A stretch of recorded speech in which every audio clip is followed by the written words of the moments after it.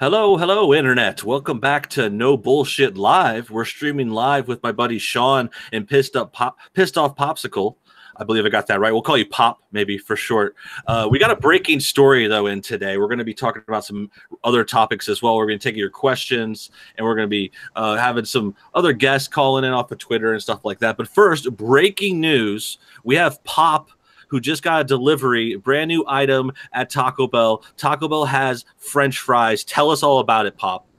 All right, so they look like, if you've ever been to Pizza Hut has French fries, and Pizza Hut, Taco Bell, KFC are all owned by the same thing.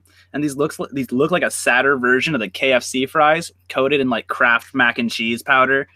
And not only do you get these sad, cold French fries, you get a nice warm tub of cancerous melted plastic. Oh, the cheese sauce. That's a classic Taco Bell staple. Yeah, give us a shot of the fry. Let's get a close up on the fry. I want to note how soft and wiggly it is. It's not crispy at all. Not my cup of tea. But let's go ahead and you zoom in. How do I get your picture up? I guess you have to talk, or I can just click your name. All right, put the fry back up.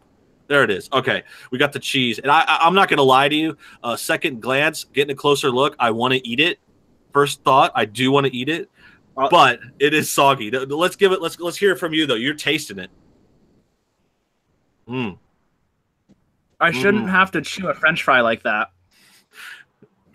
Did you know you were going to be on a mukbang stream today? No. Oh, we're watching. Oh, that was not right. French fries. Is it gross? Yeah, that's wrong. It tastes like powdered ranch. Like. Now, when you say that Taco Bell, Pizza Hut, and KFC are all owned by the same company, you are talking, of course, about the New World Order, right? PepsiCo. I used to manage like 6 Pizza Huts up and down the coast, and they had to give us this whole like breakdown. So they're all owned by Yumco, which is owned by Pepsi. So that's the only. They always have the Pepsi there, and that's like the soda. That's like the reason. One of the main reasons I still love Taco Bell is they have that exclusive Baja Blast Mountain Dew. And now, yeah, go ahead. People are like, "Oh wow, Taco Bell's got such a great deal." Like,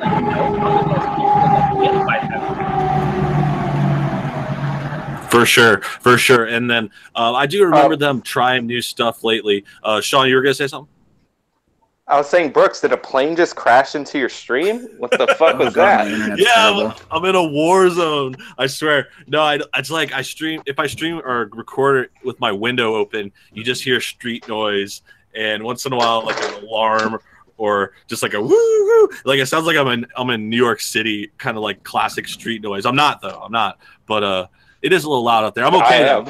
You are. I am, and we don't have that. I am, and I'm near the airport, and. Yeah, dude. And then I'm in. Go ahead, Pop. I'm in some nice little small town up past Santa Barbara. Nice. Yeah, you were in Cali too. I think you mentioned that. Let's do a little bit of an intro. I got the chat rolling in here. We got a few viewers coming. They'll probably start trickling in. We haven't streamed on this channel in a while. Last week we were on the Brooke Show. We gave that a try. This time we're on No Bullshit 2. I'm trying to feel things out on how the streams go there, since I can't stream on the main channel, but that's a whole other thing. But let's get. What's that? Did you get a strike so they won't let you stream? Yeah, I did. It's they've got me limited. It's happened a bunch of times. They basically don't want this stream to happen. This is the taboo. It sounds like them. They don't like me raw. They don't want to see. They don't want to see Brooks no bullshit raw dogging it on the internet too much. I guess they're trying to tone that down. Anyway, let me do intros for you guys because I think both of you have channels. I've seen some of your videos. Sean had an interesting video that just recently came out. Maybe we'll touch upon that. But let's start with Pissed Off Popsicle real quick. You make YouTube videos, right? You want to talk about your latest one? And I think he froze. Can you hear me? Hello? And he's gone. He's frozen. I tossed it to him, and then is he like rubbing his nipples in that picture? Hold on. It's a cartoon. Oh, it's just gone now. Okay, but then let's do Sean. Sean, you had a cool video. What was your latest one? Oh, my latest video was talking about Cenk Uygur getting sued for discrimination by one of his former employees. That's crazy. It was a black dude. It wasn't a white dude. He was getting sued for racial discrimination. And, like, I was ready to, like, laugh at the story because fucking Cenk Uyghur's getting sued for racial discrimination. Hilarious. The guy said that he was discriminated against when they didn't hire him. Then they hired him. Hello. Sorry. Yeah, hi. Hold on one second. Okay, Pop's and back. then they hired him because he was black. And then they fired him because he was black. So I'm like, this story's fucking ridiculous. Like, this guy's like, obviously, like, race is on his mind. And I'm like, those are the kind of people that must apply to work at the Young Turks now. Yeah. That's with race. Yeah, and that. So, yeah, my video was basically good. Yeah, good. Well, and then it reminds me of this stuff going on with the Young Turks and Cenk and this, like, toxic culture they're getting there with all this, like, radical, first of all, like, left-wing kind of stuff, and then also these, like, race politics, gender politics. Reminds me, I think he got in trouble, it was like maybe a month ago now, with some comments they dug up about from his blog, like, about him being sexist or something, and then now we got this about him being racist. But I think it's the kind of thing, they sound similar because they're inviting this in, you know, like, I think I have Sean clicked on, hold on. There we go. Yeah, the people will invite this in these work situations. Maybe this is a kind of just desserts for him. I'm not saying Cenk deserves any false accusations or anything. It sounds like this one is kind of bogus too, like the sexist one. But it's really hard to feel sorry for him. You know what I'm saying? Yeah, it is. And, like, it's funny because I made a video about the blog post, and my audience was pissed at me because I was like, this isn't a real thing. You know what I mean? Because I have this thing called consistent standards. So if, like, one of you guys who I like 18 years ago that were that tame, I wouldn't call you guys sexist and be burying you like the left would bury people. And they also use that as an opportunity to throw him and other, like, media people out of the Justice Democrats. Which I don't like the organization, but it's, like, now more racially progressive. And, like, the original purpose, theoretically, was to get money out of politics. So they threw out all the money out of politics people that were in, like, Cenk's camp over these comments. And it was like I'm not going to pretend that this is something that it isn't just because I don't like the people who are getting purged. Like, there are worse people that are going to run worse Democratic candidates for the future. And I'm like, I'm not on board with that. So people got mad at me. So I spent the first 3 minutes of my video, worthless their criticism is to me, on my last video. You know, yeah, that's to show good. contempt for your audience. Yeah, always. I get in trouble with them all the time. It's a love-hate relationship. Pop is back in. Pop, could you hear us? I can't hear you, but I could see you. Maybe you could you just do like a charades version of your last video? Just like charades us. Okay. So this Pop. You gotta click on him. He seemed like he was angry. Something upset him. Go again. The charades. What was your last video about? Okay, he's back in. Oh, he still wants to do charades though. Okay, one word. All right. Can you hear me? Yeah. Okay. Last video, I was going through Google, and, you know, I wanted to look up some good black metal, see if they had anything I wanted to buy, and they ended up putting, like, early 2000s, like, scene kid music in with the black and death metal. And it really pissed me off because they have a section set up specifically for, like, deathcore and metalcore, which are, like, the shittier, like, kids that say raw and shit with the long emo hair kind of music. Right. Okay, so it's just like the wrong kind of genre for you. It wasn't represented right or something. Yeah, it's just like they have the place to put it, but they decided to put it somewhere else because they just don't fucking care. Yeah, yeah. And where was this at? You said a museum or a college? Or... Oh, no, it's a Google Play. Like, Google Play fucked it up. Okay, okay. That sucks. Okay, good stuff. And then the only other thing I was gonna say was what's up to the chat, and I've got a few people trying to maybe call in. We're gonna take some kind of calls. I'm not sure how that's gonna work. I'm trying to do like more call-in show, interact with the audience. I threw that out on Twitter. Also, if you guys with me now, if you know anyone that might be trying to join in or something, we'll pass the link around and just kind of get a conversation going. I didn't really have a specific main topic planned, but I did see the Maze Runner third movie last night. Did you guys ever see the Maze Runner movies? No, but I read the books back in the day. How were they? They're good. They're actually pretty good. They're way better. It's like I think it's better kind of Hunger Games vibe. It's a better post-apocalypse, kids fight for their lives kind of thing. It actually turns into a pretty good action movie. I don't know. Sean, did you see any Maze Runner movies? I saw the first one, and I'm like disqualified from talking about it because I called the first Maze Runner Maze Hunter for like 14 years, even though the movie's only been out for like 5.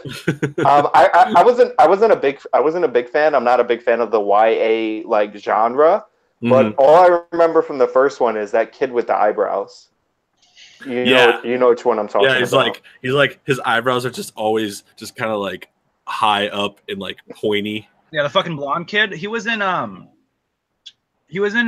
another movie like Jennifer Aniston. I can't remember what it was. Yeah, I know what you're talking about too. I forget the name. It's like the one where they're trying to smuggle drugs in a RV, and it's Ed Helms. I think we are the Millers. Yeah, that's it. That movie's hilarious too. That movie's actually hilarious. It was totally underrated. Yeah. I have a story about that. I have a story about that movie that is not that hilarious. One time my friend wanted me to go with her to she had an encounter of an adult nature that she wasn't too curious about. She wasn't too happy about. So, you have to go to a clinic, get yourself tested. And she wanted me to go with her. So I fucking went there, and they were playing that movie.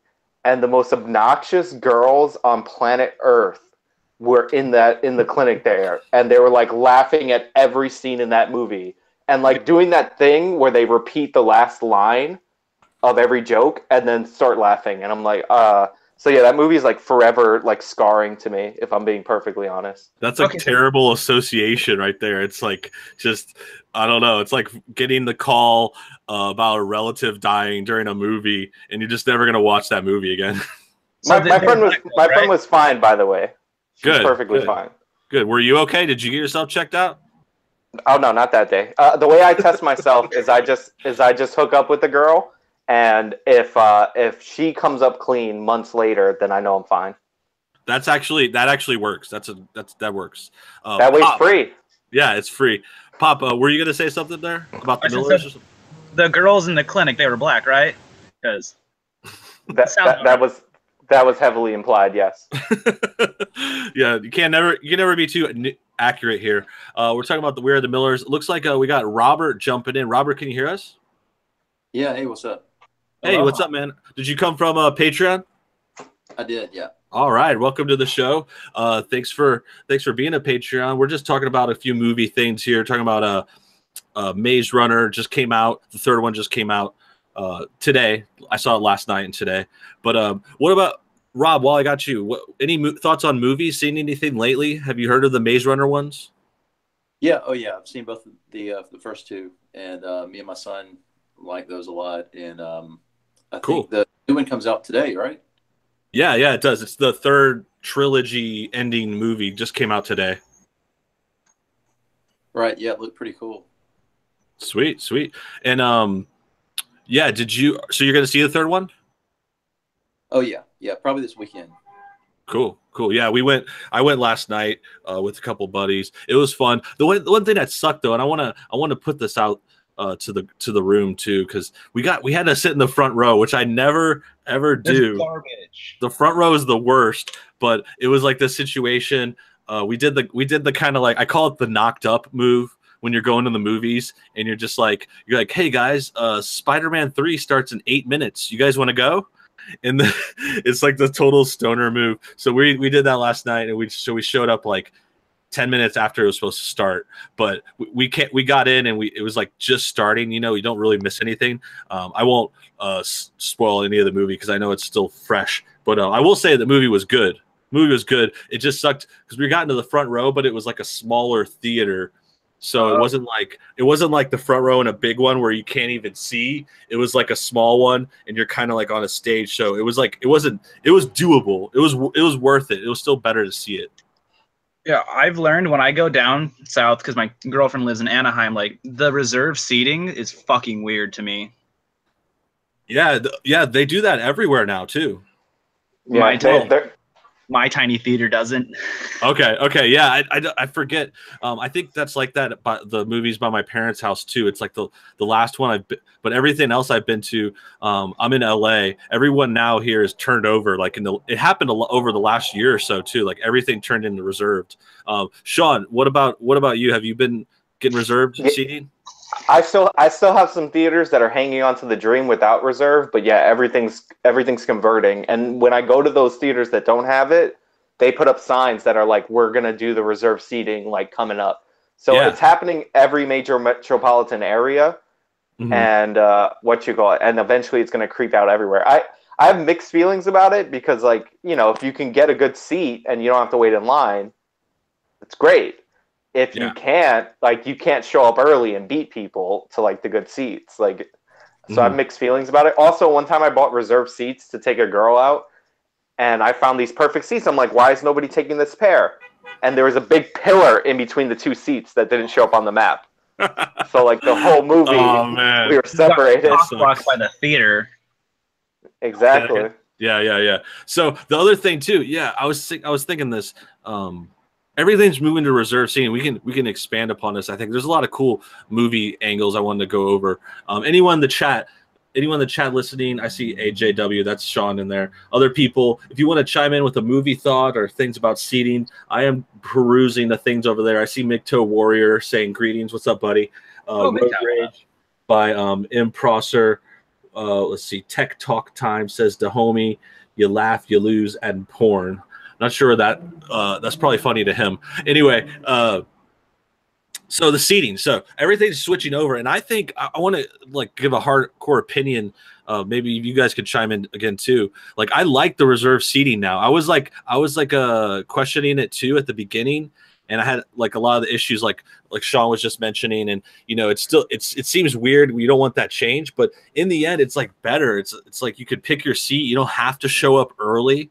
You don't have to like get there and wait it out. Like, I remember on older movies, you get there like hour early on like a popular movie, and it's like you don't have to do that anymore. We're reserved. I kind of appreciate that. I had to do it every time a Star Wars releases up here. I've got to go like an hour early, and it blows because that last one totally wasn't worth it, and it makes me ashamed of having my tattoo. Yeah, it kills it. And like the other thing, part about that too, and especially you mentioned I think you're talking about The Last Jedi. And right, you're talking about that one. Okay, yeah.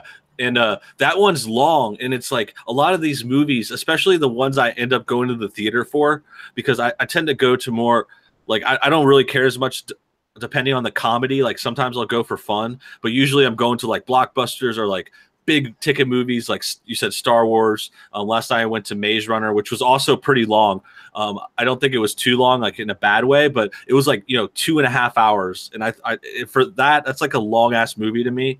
So I think back to the seating thing, it's like better because it's like you're already there long enough. You're already there for almost 3 hours. It's like finally with this reserve stuff, you don't have to worry about that extra hour to get there early. Yeah, you just kind of hop in. Let me contest the reserve seating for a second, because I get the way you feel, that like I didn't like it and now I'm perfectly fine with it. But when I saw Suicide Squad, I saw it in a reserve seating thing, and you can't move your seat if somebody's being an asshole during the movie. So when I saw Suicide Squad, the girl that was sitting near me took out her phone and filmed every scene that Harley Quinn was in during the movie. Oh my god! Movies. If you guys have seen Suicide Squad, you know how ridiculous it is to film every single scene that Harley Quinn is in fucking Suicide Squad. That's like half the movie.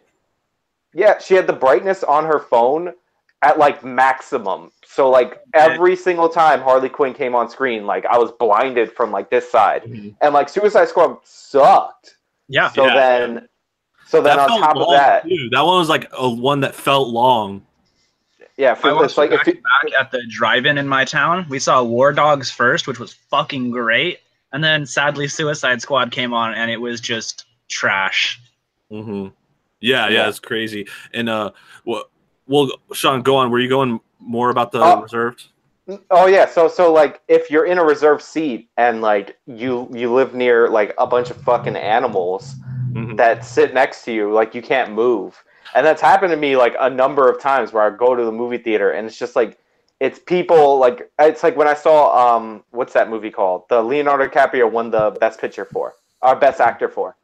The one with the bear, he wrestles the bear. The Revenant. Yeah, the Revenant. Yes, I saw the Revenant and like there was like 9 babies in the theater and I went to like a 2 a.m. showing of the Revenant so I wouldn't have to deal with any people. And like there are babies crying throughout the freaking movie. So like crazy. I don't know. I saw that in a non-reserved seating system, but like if I would have been near that baby and I couldn't move, like I would have punched the baby and I'd be a felon right now. Sometimes it's worth it. You'd be in jail. I was about to shout out to John Smith. He just connected and then disconnected. Let's pass it back, Robert, if you're still there. Do you have any thoughts on reserved seating? Do your theaters that you go to have that kind of situation? Rob? Okay, maybe he's coming in and out of the stream. We'll cut back to him later. The thing I was gonna say, though, like Sean was saying, I think the problem is reserved seating is great in like full theaters, I think, because those are the ones like the movies are selling out opening night, weekends and stuff. It's like you don't have to worry about the crowd. And then in other situations, if it's not full or like half full or a matinee, I don't think it really matters either way. So I think it's just for me, like, okay, for example, when I saw Star Wars, we saw it the day it came out, I was like super stoked on it, trying to get in. And it was just like one of those things where I was checking the seats throughout the day because I knew it was going to be, that's probably like the busiest movie of the year, And pretty bad. Say again? I heard Jumanji was like pretty gnarly. No, that movie was awesome. Actually, I could talk about Jumanji too for sure. That was a great movie. You're saying it might have been selling out a lot? Yeah, because it's The Rock, and The Rock sells out to like 12 to 14-year-olds. Everything The Rock's done has been great lately too. Yeah, I actually like that movie. I definitely would recommend that. And I heard it was selling a lot. But with Star Wars, okay, I think it just in general, even if Jumanji was selling out, it was like nice to be able to just like check Fandango and just like pick your seat from home. There is a trick to that though. I don't really like using Fandango so every time because it charges like an extra $1 a ticket or something. I think it could be like a couple bucks. So there's like a premium $1.50. Yeah, there's a premium charge for it. But I say like for a couple movies a year when it's like one of those and we just know we're all going and you just want to have your seat, like that's the nice situation where you could just reserve a seat. Because otherwise there's like no point into Fandangoing it or pre-ordering it because you're just going to go to an open theater anyway. I mean, it's like pre-ordering movie tickets is probably the dumbest thing I fucking heard of. Well, I mean, Fandango does have some like value because like I have a line of credit with PayPal and like sometimes the theater doesn't accept it, but Fandango takes it. So like that $1.50, if you don't have any money in your other accounts, helps out a lot. Yeah, you could just connect the PayPal to Fandango. That's what I do too, in the app. And then I'm just now learning PayPal. Yeah, it's pretty good. It's just like PayPal's good. Have like a separate account. It's like an online bank account thing.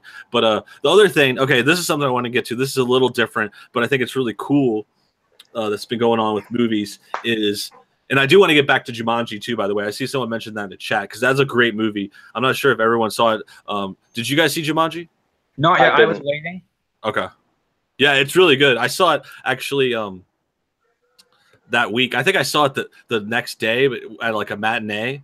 But that was the time I was at in a smaller town at the time. I was at my parents' neighborhood, so it was like no one else was there. But I heard it was selling out a lot of places. Good movie. But the other thing I want to talk about that's really cool, I actually ordered mine about 2 weeks ago. Have you guys heard about the new Movie Pass thing? Like a monthly subscription. It's like a monthly subscription. You can go to as many movies as you want. Oh yeah, my friend has that. He can go as many times as he wants during the week. Apparently, he can't do weekends up here. Really? Is it for AMC or? That's the thing. Actually, it was for AMC, but then my my buddy that has it said last night it doesn't work at all the AMC's now. So that might be a negotiation. That might be going back and forth. There's a few tricks to it, like Pop was saying, you know, there's certain days you could go, and but it depends on where you are too, because I think my friends have it here in Los Angeles. I think you can go any day of the week. I don't think there's day limits. It's like you can go anytime. Most of the movies, like both the main theaters that we would go to anyway. There's a couple AMC's around here that we could optionally go to, but I never did anyway. AMC in where I am, it's like a little more expensive. Yeah, we don't have up here. It's more expensive over here. Yeah. Okay. Yeah. It's like it's a kind of, it's not that bad though. I mean, like it depends if you're in a neighborhood or something. It's only like a couple extra bucks, but you know. Anyways, Movie Pass sounds pretty sick. Two of my buddies have it, and they've been using it all the time. I think they probably go to more movies than me, but I think it's cool because it's like it's only $10 a month right now. And I'm not getting sponsored by this, by the way. Not a sponsor. I wish I was sponsored by Movie Pass. I could just get a free one for me and my girl. But yeah, basically you could go as many as you want, $10 a month. And, you know, $10 a month, that's just like basically one movie ticket. So as long as you go once a month, you could be going 2 or 3 or whatever, and you're making your money back, you know? Yeah, that's way less than one movie ticket over here. Yeah, it's less than one for me too. I just went last night, and it was you know, $12 a ticket. But I did sometimes you can get a student ticket, or I'll do a senior ticket on the computer screen and they don't check it. That's a whole other thing. I don't want to get caught on that. But I should have put that out there in my stream. Damn it, I'm gonna have to edit that part out. No, I still show my student ID wherever I could show it. So yeah, I keep that. It's like an extra $1 off, you know. But with Movie Pass, I'm pretty excited to get it. I think it can depend, because I know there's some times of the year where I don't go to very many movies, like kind of like now, like January is dead. December is pretty good, actually. I only saw Star Wars and Jumanji in December. But yeah, it's like the kind of thing, if you know you're going to go, it's totally worth it. The trick is, though, and this is kind of going back to stuff we were talking about, as far as the seats and stuff, the way Movie Pass works. Maybe if other people are interested, like they haven't seen it. I only know because I went with a friend that had it, and basically you get they send you like a debit card, like not like a real debit card, you know, it's just like a credit card thing that's for Movie Pass. And basically what they do is you go to a movie theater, and you go on your phone on the Movie Pass app, and it checks your GPS. And then when you're by the movie theater, you can like check in and get your ticket ready. And then when you go to pay, you just use your Movie Pass credit card. And however that works, they know, like, you know, they know your pass holder. Yeah, they know you're a pass holder or something, and that's how it goes. And so the trick there is just you have to be there, and then it goes into like reserved seating, I think. So it's pretty much the same. It's just you know, you don't have to pay each time. It just kind of goes on your, like you're saying, I guess there's some kind of Movie Pass things that like used to be like that at certain movie theaters, but this is like one that works for multiple theaters, like a lot of them. They're trying to get in. Yeah. That's pretty sick. Like my car wash. Got that unlimited wash. Yeah, exactly. And it'd be sick. You know, it's going to be sick to have, like, I wanted to get it now so that I have it for like the upcoming like spring and summer movies, because then I'll be going, like, we could probably Infinity War. Yeah. Infinity War is gonna be sick. Black Panther is the one I really wanted to get it before, and that's kind of like, I feel like the start of the cool ass movies of the year. But it's the start of this year in Marvel. But yeah, we got Black Panther, Infinity War, I think Captain Marvel, freaking whatever DC Marvel. Whatever crap DC's putting out. They have the Deadpool 2, the last, and then X-Men Dark Phoenix, which I didn't like Apocalypse, but it's the last movie in this like 20-year run of Fox X-Men movies. So yeah, there's a lot of good stuff, and yeah. So basically, I think with, you know, I guess you could count Maze Runner. I don't think everyone's as stoked on it as like a Marvel movie like Black Panther, but yeah, it's kind of like the getting going this season. That's why I ordered the pass now, but I was hoping I would get it. The thing is, and I'll recommend, if anyone saying they want to get it, it takes like a couple weeks to get your Movie Pass started. Like, I guess it's like really popular, or like it takes a while for them to make the cards, the credit card thing for it, but it's been like 2 weeks since I ordered it, and some people say it takes like a month to get your card. But once you do, it's legit. You just gotta kind of factor that in, I guess. It's cold. Right. I'm gonna get a little bit more obnoxious. Damn, dude. We got another sponsor today. Adidas sponsoring us. Movie Pass. Oh, I just took a picture for my next video. It's me like on the hood of my friend's car in the full tracksuit with like a cigarette in my mouth. I'm gonna be going after those Instagram flexers. Yeah. So I have to look as obnoxious as possible. Mm-hmm. I was gonna go to the women's march because New York City, big women's march in New York City, and I fucking slept through it, and I turned on my Snapchat because like I was in college a few years ago, so I have a lot of people on Snapchat, and I see all these girls wearing the pussy hats that I know, and I'm like, God damn it, why didn't I go to this stupid ass thing? I thought that was transphobic and they weren't supposed to wear that. Yeah, no, I heard about that stuff too. And actually, I was gonna say, I don't know if you guys saw the video, but like a couple days ago, I saw the Hunter Avalone video about the march, and he was like out there. It was so hilarious, dude. Like he's out there, like asking them different questions, and there were some really crazy guys like going off on him and all that stuff, and it made me want to do that too. I was like, damn, I should have filmed at the Los Angeles one. You're more imposing than than Hunter is. My bad. More what? You're more imposing. Like you're big. Hunter's like smaller, like me. Like it wouldn't be intimidating if I walked up and started shit talking. I'd probably get punched. Yeah. In the mouth. Yeah, I know. Right. They probably say they probably yell rape or something if I was out there, like because I'm so attractive. Oh, gorgeous. Hunter made I saw that video. He actually found somebody that wanted to have like a reasonable conversation and like a reasonable discussion.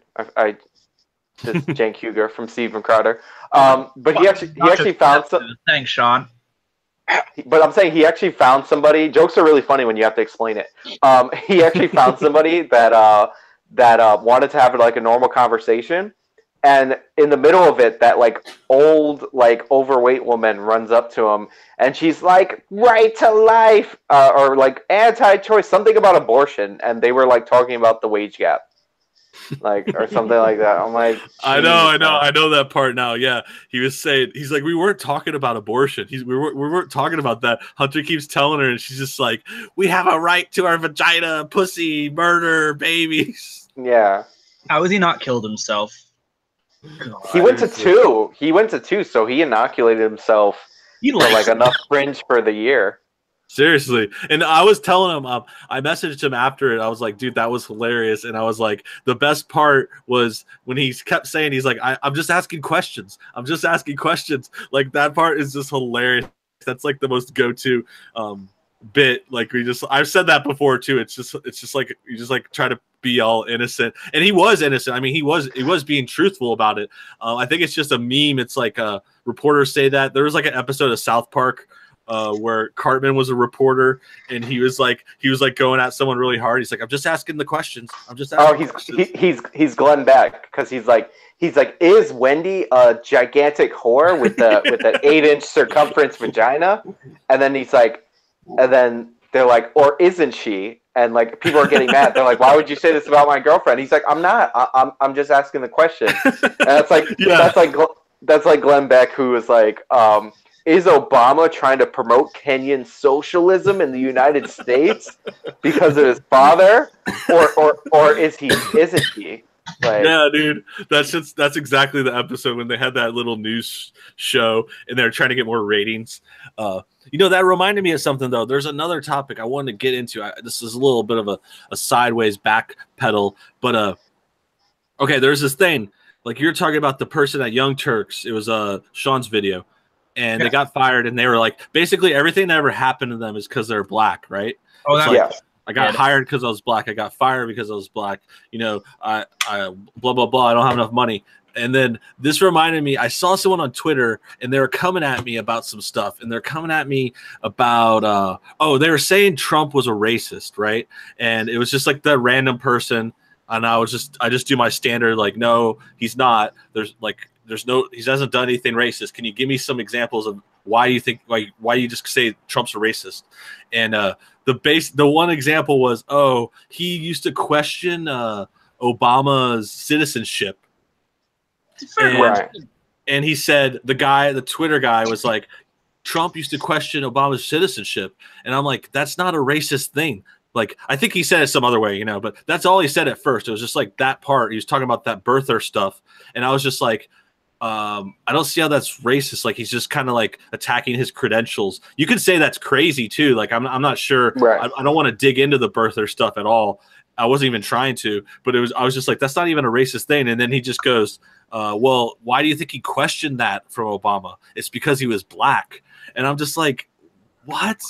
Like, so a lot of people don't know this, but like back in the day when the whole when birtherism in the 2007 primaries and 2008 election was happening, first of all, Hillary Clinton started a lot of the shit about Obama.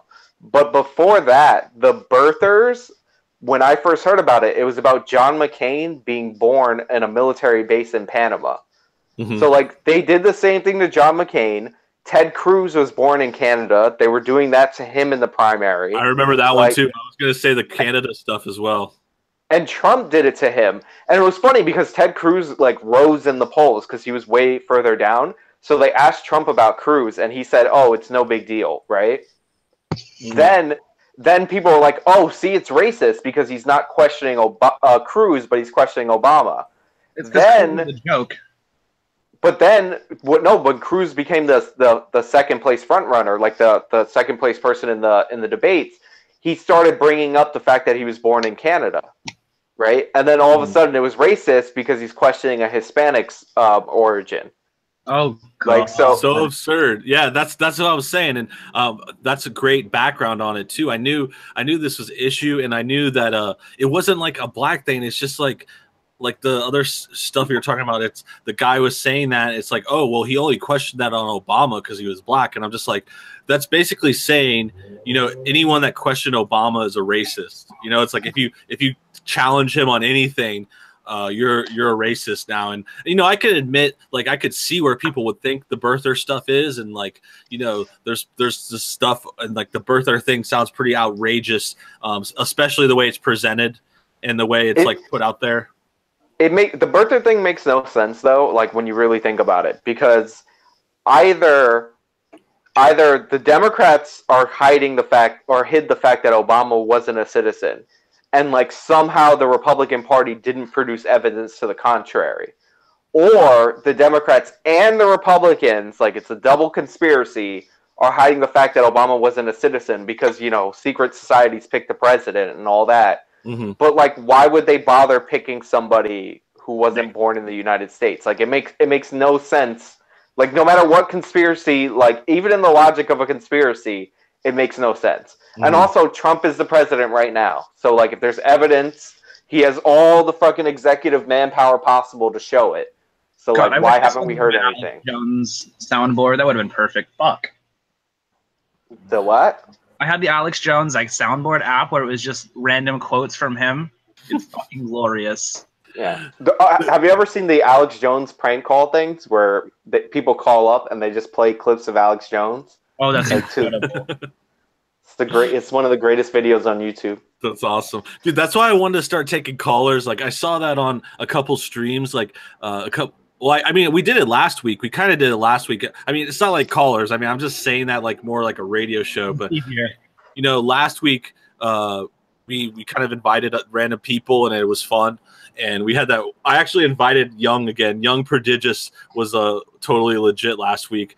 A super based black kid who's a fan of the show. Right. Love that guy. I hope he comes back. But yeah, we're just like joining people in, and I noticed some other people were doing that, and it's funny. And it reminds me of kind of like old school Howard Stern stuff. Like, you know, that'd be like a dream to have like a cool internet kind of streaming thing, like Stern style guests and stuff.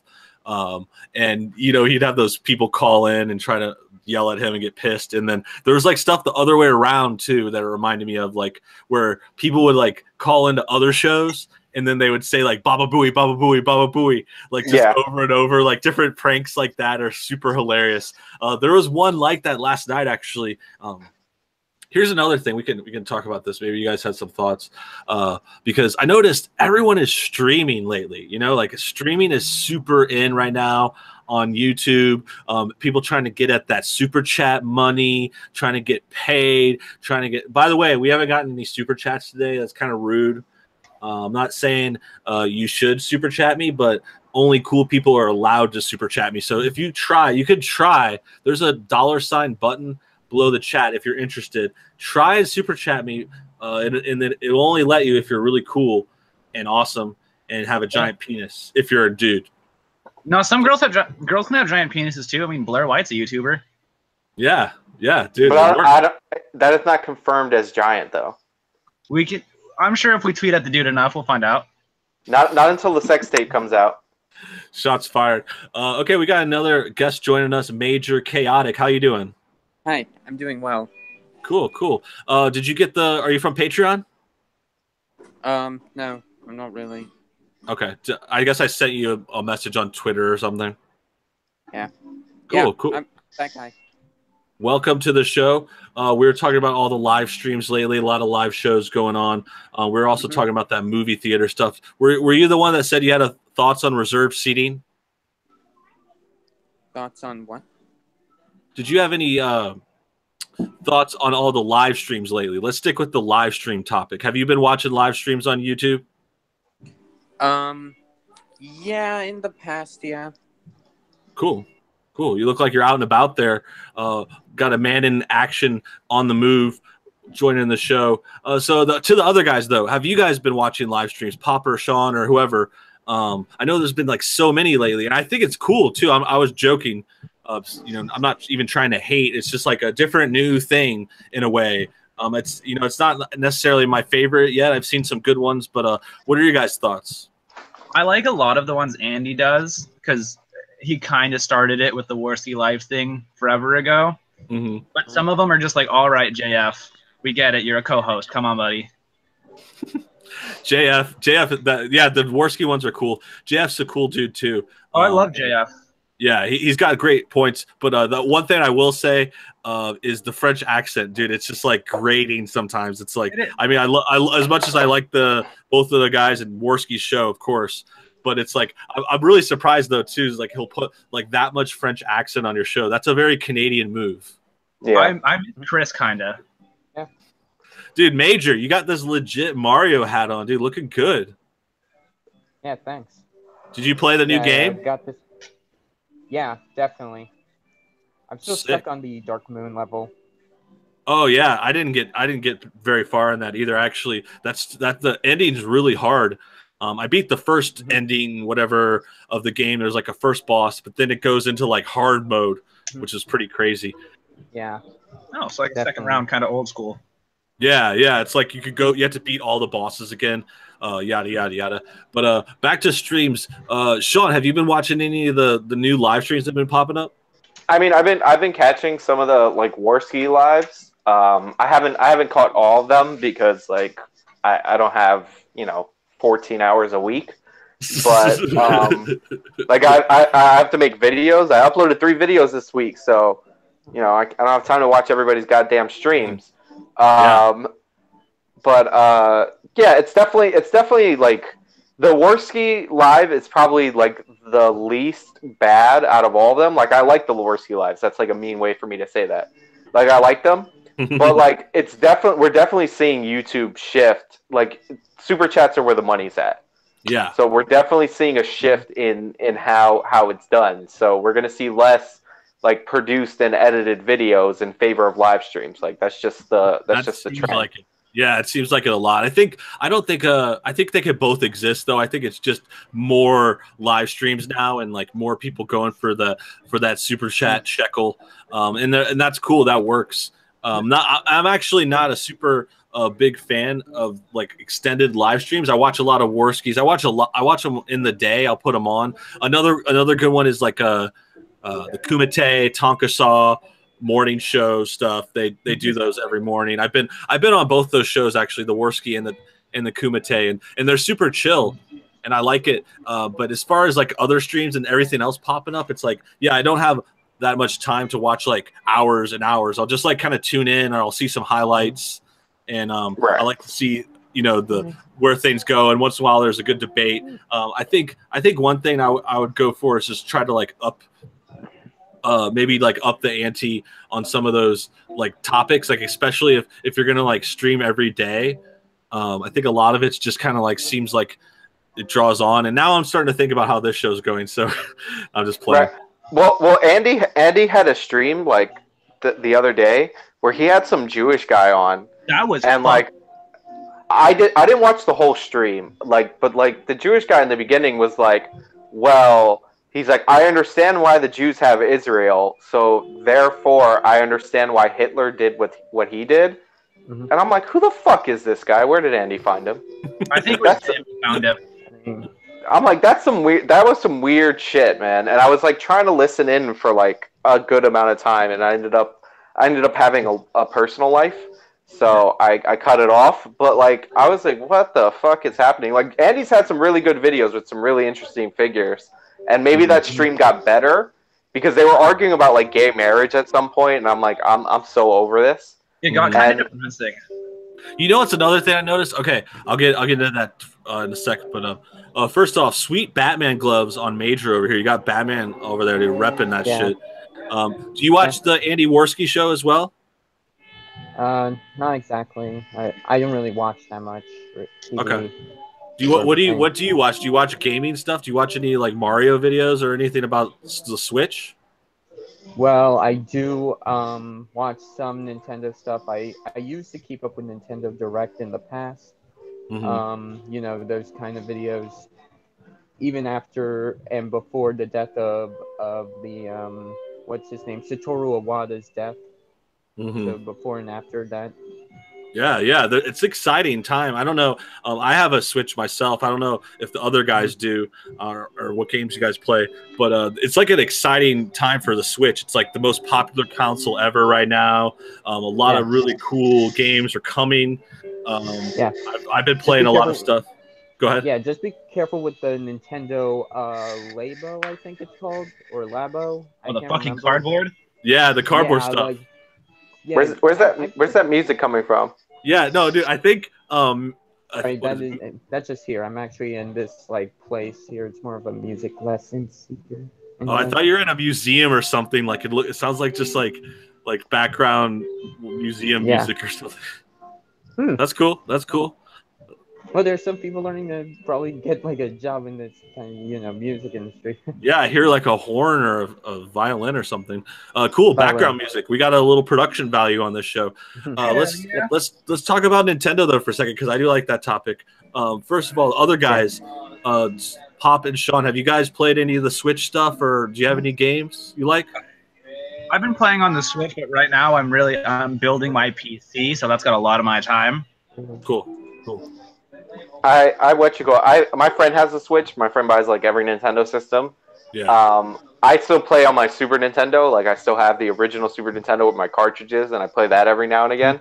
But the game that I do love, and it was on the Nintendo Wii U, was Mario Maker. Like Mario Maker is for like savages, man. Yeah, that's a cool game, dude. Yeah, I got that one too. I've had pretty much every Nintendo system, along with other ones as well. I've played a lot of different things. Lately, I haven't though. I've had like a lot of busy stuff.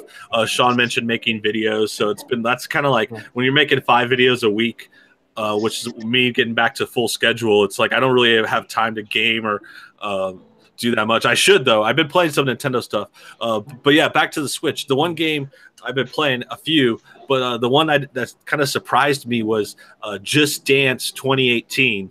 Game I didn't expect. I never would have thought we would have got into it, but we got the demo back in October when I got the Switch. There was a demo, and my wife loved it. Where she's back there. She's already dancing back there.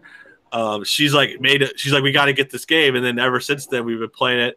It's a lot of fun. Our friends are playing it. We actually went over last night, and they got the game now, and they're trying to practice and get their skills up. But yeah, it's just kind of like a fun thing. Like it's actually not a game I'll usually just do like a couple songs. Like it's not something I'll play like a lot of because it's like physical, you know, you're like jumping around. But it's fun. It's not that hard. And no, I don't know. Have you guys played any of the dancing kind of games? I have some embarrassing memories from high school, and I got perfect on Just Dance for One Direction. Nice. Not a proud moment. Let me say. But it was worth it, right? I broke that phone as soon as I bought a new one. No one's ever seeing that. What song was it? 1D. I don't even remember any of their songs. I remember something One about Direction. This guy. Oh, is it the what makes? I know there was this one. I think. What makes you beautiful? Yeah. Oh, okay. Yeah. What makes you beautiful? Okay. I don't really remember them specifically. It's funny though. Like I do remember the One Direction phase, like very early on in YouTube. It was like 2012 or something. It was like right after Bieber. Like it kind of led into that cancer. You know, it's funny though. It's actually I'll admit, like some of the new stuff, the One Direction guys have. I think that's split up, but like there's like a lot of music by Zayn now. That's pretty good. And, like you'll hear on the. I think Liam did a song. What was it called? Strip. I think it's like Strip You Down or something. I don't know. I think that's the name of the song because I've heard it before a lot of times, like on the radio. Like it's probably playing right now as we speak. Yeah, they're on all the time. It's like I'll just forget that they were like One Direction stuff. And then the other thing I'll mention randomly was that one guy from that band was in Dunkirk. The movie from last year. He was like one of the main kid soldiers, and he did good. I thought it was a good movie overall. I mean, I think some people were a little disappointed, like it was kind of dry and boring, a little and like historical. Well, I mean, oh my God! Hold on 1 second. I gotta break a huge point. Go. So. I'm going to address it here, so that way the people that are criticizing me on my video will probably never see it. But in my video, the guy's name that got sued was Andrew Jones, right? I love baseball, and I'm a big Mets fan. The Braves used to have a center fielder named Andrew Jones. So as a joke, I threw Andrew Jones's picture, the center fielder, in my video. And now people are like, Andrew Jones isn't black, he's Hispanic. Like I've gotten that comment like 20 times. Obviously, like even if you read my description, I make a joke about like what only an idiot would confuse the two. Even though I do it in my video. It's baseball, not basketball. Baseball. Yeah, Andrew Jones from the Atlanta Braves. Yeah, he wouldn't be borderline in baseball. Borderline Hall of Famer. There are black people in baseball. Ken Griffey Jr. made the Hall of Fame this year. Highest percentage of vote ever. Barry Bonds. Like I've had that with a number of jokes where you just kind of like throw that pick in there and then they won't get it. They'll think you were wrong, and I'll be like, most of the time, I mean, I've definitely made mistakes in videos too, but like most of the time I'm like, no, I did that on purpose, like what I think you're saying with the picture. It's like, I purposely put up I don't know, a picture of Miley Cyrus instead of Justin Bieber, like something as a joke, like act like you're factually inaccurate. And that's just the classic those smart people online trying to correct people for stuff and like correct your grammar and everything on Twitter. Grammar not. YouTube scholars. The halls of debate. They're one-upsmen. Yeah, like, exactly. I like what AIU calls them. Oh God. Yeah, and he has that like Devin does that like joke where he has that like picture of a nerd, and that's exactly how they are. They're like, actually, you said your, but you meant you are, so you should spell it this way. I'm so excited to see Kraut try and come back because he's going to be on some guy's show, and I want to see it all just kind of hit him and him kind of realize how bad he fucked up. Who? Kraut. I heard about that stream kind of coming up. He's like saying he didn't dox anyone or something. I think when you go like full Al Qaeda on your videos and start blowing up your whole channel, like you already realize that you fucked up. Right. Yeah. First time he's done it though. Just look at Logan Paul. Oh, was that an example that I said? No, you're good. You're good. Logan Paul's made a comeback too. Logan Paul actually made a comeback, and then the Kraut one a little different, but he's like going to come back on a stream. But I've heard other whispers and rumors like that he's been trying to come back, and it is true with Kraut. Like Pop was just saying, like he's done this before. Like he goes in these phases where he goes and he starts an enemy and he attacks them and he gets embarrassed and then he comes back. It's like he lies to everyone and then he comes back, and it's like, I mean, it's not like, I don't know if he should come back. I mean, I probably wouldn't if I was him, but I'm not going to say, oh, he should be banned from the internet. Like, I don't think anyone should unless they're like legit in jail or something.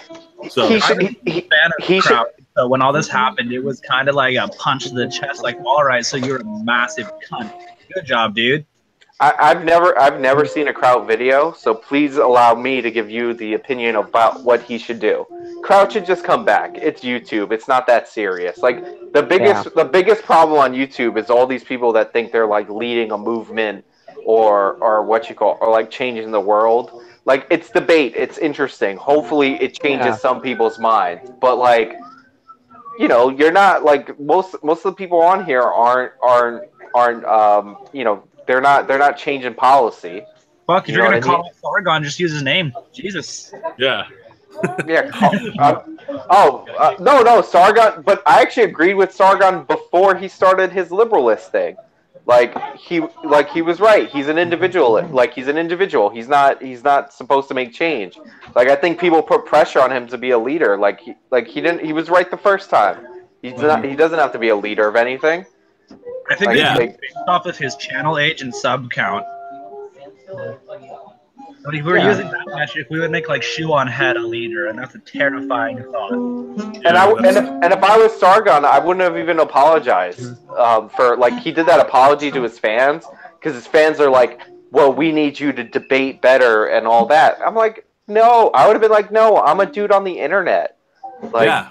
That's what I was thinking too. Did you, by the way, I don't know if you just happened to be mentioning stuff, but did you see the Sargon video I did today? I did see it. Yeah, I saw it. I saw it, and I must say it was very interesting. I was a little confused about what Sargon was trying to do, though. It kind of like threw me off a little bit. I think Sargon's confused onto what he's trying to do. Yeah. Oh, okay. So it's just. Oh, right.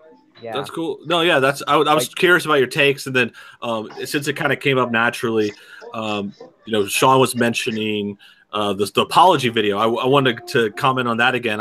I brought it up in my video, but not extensively, just briefly. But yeah, he should have never apologized, and he should have that's actually his own advice. I think people said he made that statement like a year or two ago about YouTube or in general. He said never apologize. And I actually agreed with him before. Like I was like, never apologize. Just do what you do. And there's a bunch of reasons not to apologize. Most of them aren't like I'm not like trying to say be a douchebag. Like I'm not saying like be a dick, never apologize.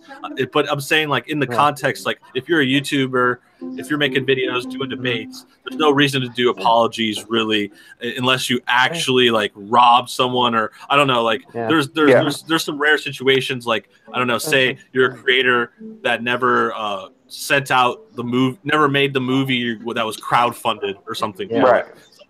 Very cut and dry.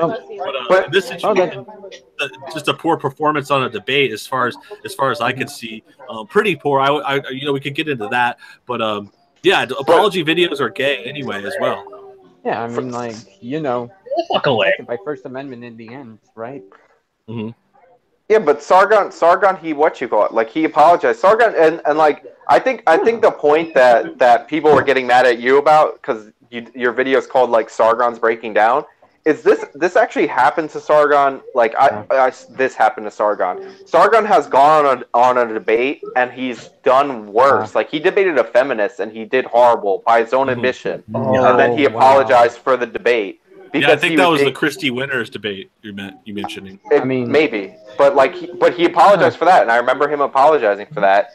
And like he didn't break down; he grew his channel. So I think like that's probably why you're getting a lot of hate for that video because it's like him breaking down, and like he really hasn't been that much affected by it. like his own actions are more affected by it. Like, because now he's like, his whole time, I think he had the right position. Like, I'm not a leader, and I would have laughed at Richard Spencer too. So maybe it's my pettiness. Like, I'm not a leader. He's so fun just like listen to, because it's like, all right, spiritual whiteness. All right, dude, we got you. Yeah. Yeah. But like, I would have been like, I'm not a leader. And I would have just took out like all the points from the video, because I think I messaged you about this. Like, Richard Spencer said, like, the family's an invention of white people, which is like the biggest regressive talking point ever. Like, when we talk about how like there's a problem in the African American community with single parent households, like they counter with, oh no, families are white people things, so that's racism. So it's like he had very similar like reasoning, and I know why Sargon was laughing, because he studies SJWs, and Richard Spencer sounds a lot like them. Yeah. But except he's like, it's a good thing that America's built for white people.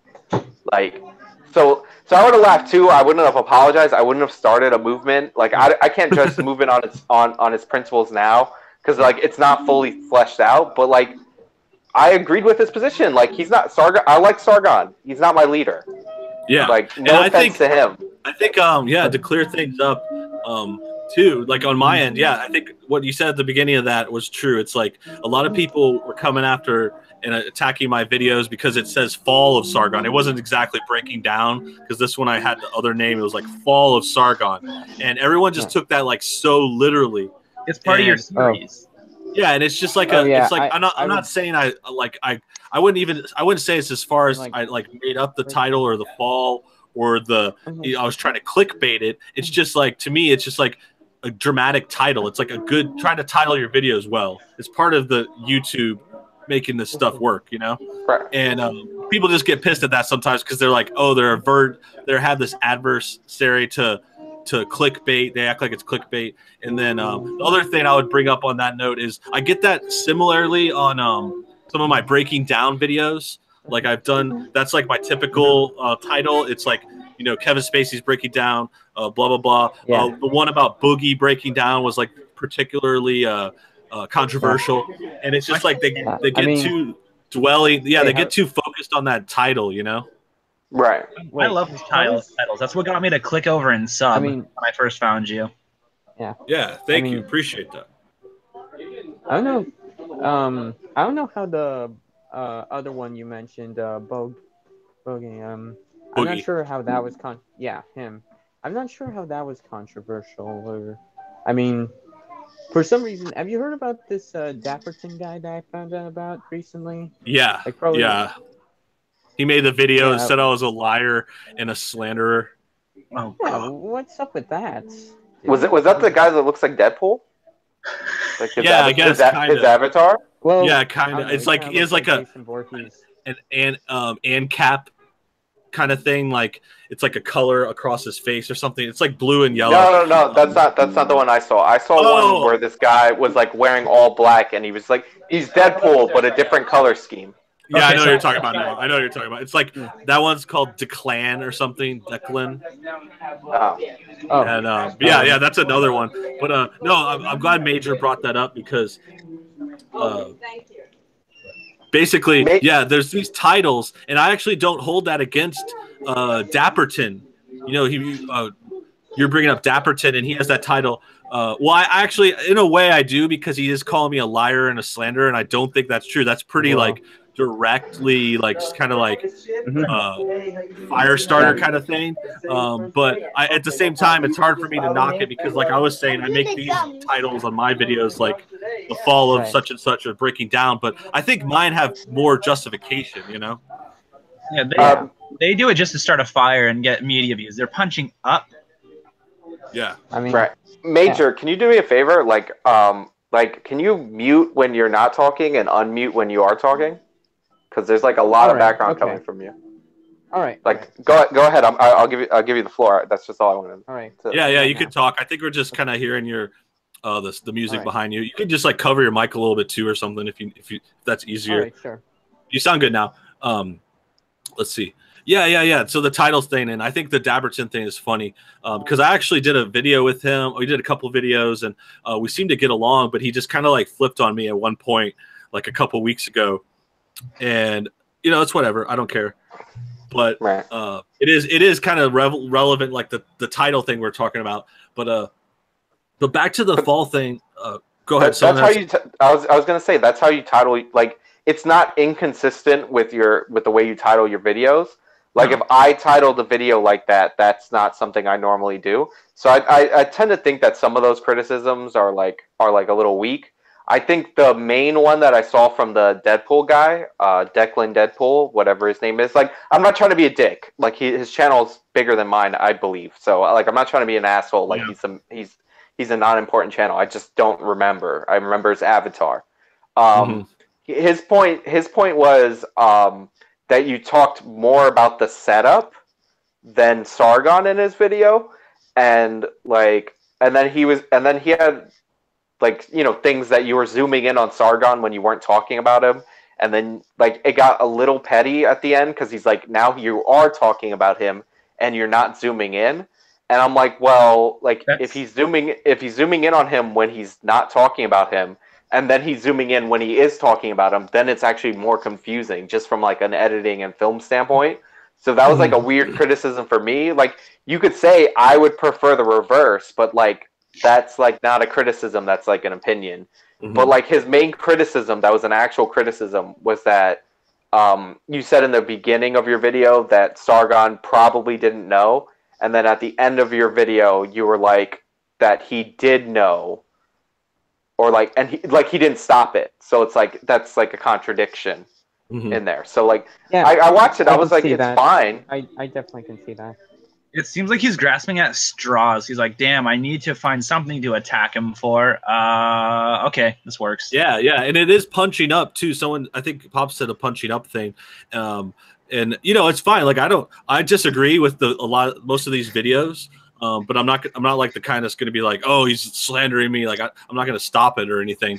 But yeah, that was the main points I got out of that Declan video too. Like Sean was saying, I was like, people were linking me that video a few times on Twitter, and I was just like, I watched it and I'm just like, yeah, I'm not really getting much out of this. Like, they say I should address it, or like this totally, like, I don't know, you know, totally debunks me or whatever you want to call it. And I was just like, no, I think I see a few little, like, petty grievances and some disagreements. But the problem is, it's like people keep acting like I'm wrong or like totally whatever about this topic, this Sargon series. But it's like most of it, I'm just kind of like telling the story and my take on it. Like, you can't say I'm wrong for thinking he did poorly in the debate. Like, that's not like something you could provably say wrong, especially when I think I support it with pretty decent evidence. You know, like I show like the backup and stuff. It's like they're basically saying like my opinion is like factually wrong. Yeah, you're posing it as your opinion with some backup knowledge, and they're like, "Oh, he's trying to make it sound like a fact," and it's just like you're missing. Yeah, I want to introduce somebody to you. This here is a friend of mine. She is also helping me on this book here. I'd like you to meet one of my friends, Lee. Here. Cool. Hi.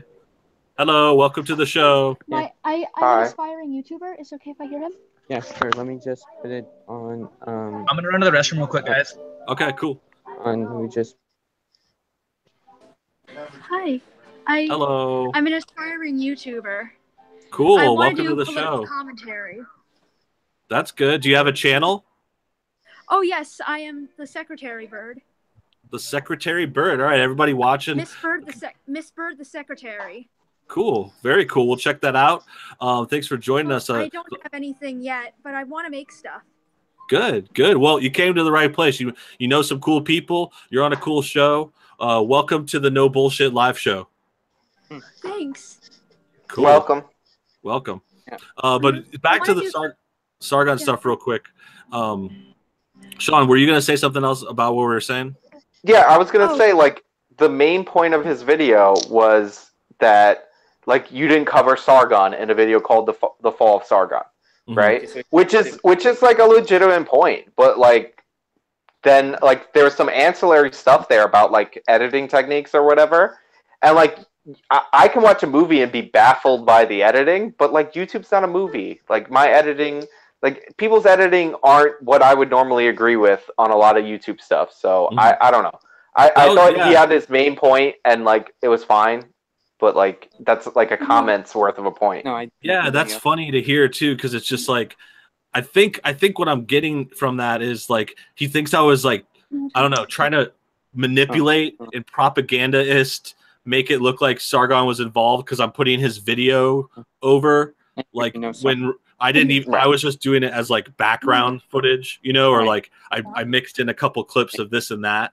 The basic premise of the video, it's pretty simple. Is that you wanted to talk about, according to them, you wanted to talk about the Kraut stuff, but Sargon's a bigger name than Kraut, so you made the video about you titled the video about Sargon. Like that's like the basic premise of the thing. And like your counter argument basically is that you're making a series and this is like the beginning of it, so you have to get the background, and even though if it's not necessarily about Sargon, then it will be important later. So that's like basically the contention for that. And what are your thoughts? Go ahead. Go ahead. Lee. You can call me Lee. Hi, Lee. Or Miss Bird. That's my my pseudonym. That's cool. That's cool. And I really liked one of your videos, which involved George Custer. I am a Civil War buff. Okay. Which video? Got some of the information that you used to debunk Adam Ruins Everything. I find him annoying too. Same here. Yeah. Adam Ruins Everything's pretty bad. Which video was it about that Adam was talking about? One about Mount Rushmore. Oh, right. Yeah, sorry, because I've done a couple Adam Ruins Everything videos. He's pretty bad. Because I do some research, and I wish that you put your sources online so that other people can share the knowledge. Okay. Yeah, that's a good idea. I try to put links in when I can. I usually link the main video and sometimes a couple other things. But for sure, if that's something you guys want to see, I'll try to do more of that. I usually get most of my stuff. I look around online. I try to find things. You know, I'll basically start with something like Wikipedia and then click on their sources and stuff. I know Wikipedia can get a bad rap, but as an Edison researcher, there's a lot of stuff that unfairly slanders Edison out there, and you have to be careful about what sources you pick. Okay. Yeah, for sure. You mean you're talking about Thomas Edison? Yes, because I am an Edison researcher. I'm a freshman in college, and cool. I'm an Edison researcher. It's kind of more of a private project. Yeah, that's interesting. I've actually I've seen a few things about Edison myself. I'm actually from South Florida, and he has there's like an Edison college there. Edison used to have like a retreat, like a house in Florida where he did some of his research and stuff. So it's kind of like a interesting topic to me too. But that's great. You're studying that. You guys are you guys both students? You're at college and stuff, learning? Oh, he's not in college. I am. Okay, nice.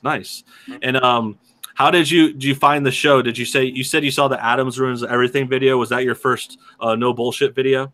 Actually, I liked your one on Lindsay Amer. I love your one on Lindsay Amer. Yeah.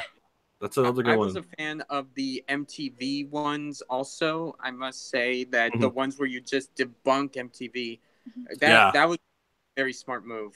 Yeah, thank you. No, and the funny thing about that is I actually did another one this week because that series is still going. The Francesca Ramsey, MTV Decoded, pretty much, lots of just left-wing kind of propaganda stuff. I know. Left-wing propaganda is so bad, and I see it in college a lot. Oh, I wouldn't doubt it. Yeah, colleges are pretty bad for it. I was actually debating about that too, because I've done a lot of Francesca Ramsey videos. That was good, bro. What's up, young prodigious? Oh, it's a pleasure. I was so unprepared. Dude, like I didn't know I was supposed to come. Like I was like, I should. Oh, no worries. You made it. Everyone's joining in. Yeah, that's dope. I know it might be 42 minutes late, but hold on. I have to You're here. You're here. We were waiting for you. Now we can finally start the show. Yeah, we can get the real show going. We got Young P. We got our new friend Lee with I believe Cosmo or no Major. Major is the Major. Pissed off Popsicle. I think Sean might be taking a break. He might have just stepped out. Popsicle. Oh yo, what's up, bro? You hit me up on Twitter, bro. What up, bud? All right, we got friends. We're meeting people. Yeah. I want to start a YouTube career. Go ahead, Lee. Lee, what were you gonna say? How do you start a YouTube career? That's something that I've been meaning to do. That's a good question. Basically, you know, just you got to start your channel, making videos, get some practice in, make a little bit of a schedule. I used to try to go for at the beginning, like make a video per week. You know, maybe once a month if you're more busy, depending on your schedule. But yeah, you got to put the work in. And the other thing, you know, just try to find other channels that you like or that you want to be like. I definitely want to be like you and Eric. I'm gonna try to hang up and join on my computer. All right, man. Okay. Young P will be right back. I put together a video. I'm still gonna take a break, but I'll be back in like 2 minutes. But I put together a video on my channel, youtube.com/actualjusticewarrior, and it says what equipment you should get for under like $100 and different levels if you want to start out. Yeah, great idea. Definitely. www.myspace.com. Yeah, I've got a great video on MySpace. I actually have one. Nice. Okay. I actually started a MySpace. I'll get to that in a second, but yeah, definitely check out Sean's video. I saw that too, and that's a good place to start with the basics. I forget sometimes. I've been doing it for a pretty long while, but yeah, you got to make sure you have your gear. You know, you got to have a camera, a computer, some editing software, and those are kind of like the basics. You know, once you get those kind of 3 pieces together, start editing a little bit. It doesn't have to be super complicated or anything like. But what if I want to use the cartoon avatar? Because I'm a cartoon. Yeah, good question. For that, you can do like a Photoshop thing. That's a program for making pictures. Or Pixlr, which is free, but. Yeah. Pixlr, yeah, that's a good one. You can look around online. I know some people you can even buy like a hand-drawn avatar there's a website called Fiverr. I think I heard about it. Yeah, I think I haven't done that one, but I think other people have on YouTube and whatnot, and you can get them to like draw a little art for you. But basically, however you want to put it together, find a logo. Definitely don't. I wouldn't recommend kind of like copying the logo or using another logo because that can end up getting you in maybe some trouble. Probably not big trouble. Don't worry, I produced my own art. Good. So yeah, if you have a drawing or something already, you know, just get it on the computer somehow, get it colored in or however that works. But yeah, that is a good start. Like that's one of the first things I did for my channel. Go ahead, Young P. Yeah, I mean, like, y'all gotta give him some advice and everything, even though, like, I look so unprepared and all, but, like, bro, you gotta work on your watch time, bro. YouTube is hard on that watch time now. Like, if you need to survive, you need a set. Like, I mean, you can't even just record on your phone anymore. Like, if you want views, you want to be promoted, you need extensions. You need video editing, like vidIQ too, buddy. Like, that's just necessary. Like, that's one thing I hate about YouTube. There's no started from the bottom. Like either you're at the top or you're nowhere these days. Yeah. It used to be a lot easier too. Just year after year, it's like more professionals on here, more like real TV shows taking over parts of the area. You know, like I looked at trending yesterday, and it was like half of the videos were from Tonight Show, Late Night with Conan O'Brien or Conan or whatever. And Logan Paul. Yeah, Logan Paul, and even that, like the vlogs, they'll have a higher production value. It used to be a time you could just like sit in front of your camera and do your thing very simple on YouTube. But I think more and more people need just like a little bit of even just like the basic editing, you know? Yeah, I mean it's just mad crazy. I hate how like YouTube is like that. Like I think I've made a video about it, like YouTube partner program must be stopped because like that was messed up because me and every YouTuber knows that when you get monetized, you notice that your views are getting higher. You're getting suggested more because YouTube is also making money. So if you're not monetized, don't listen to what everyone is saying because most of the time they don't really know anything. They're just gonna say whatever, and that's the problem. We don't know anything. We're so uninformed. Big enough to be monetized. What? Say again? My channel's still not big enough to be monetized, so all this is like, I'm walking into a fire. Yeah, it's tough. It's still doable. I wouldn't discourage or say, you know, you keep trying, and it's just they just kind of like raise the bar a little bit as far as like the entry to get into ads and super chats on your live streams. But it's the kind of thing, you know, it's a hard grind anyway. I think a lot of people that had monetization before, I mean, they really weren't getting anything significant, like maybe a couple dollars a month. So there's kind of like removing those. So it is harder to get in, but it's just if you do the work. Basically, like I was saying, is regular schedule. Make videos every week, every month. Well, like not even every week anymore. Sorry if I interrupt. Not even every week anymore, bro. It's like a daily grind at this point. Like you probably need to upload at the minimum of 3 times a week. Because of how YouTube is. The more the better nowadays. It's kind of hard. Go ahead, Lee. Lee, what were you going to say? Listen to a full-fledged thing. I just wanted to test out the waters. So cool. Yeah.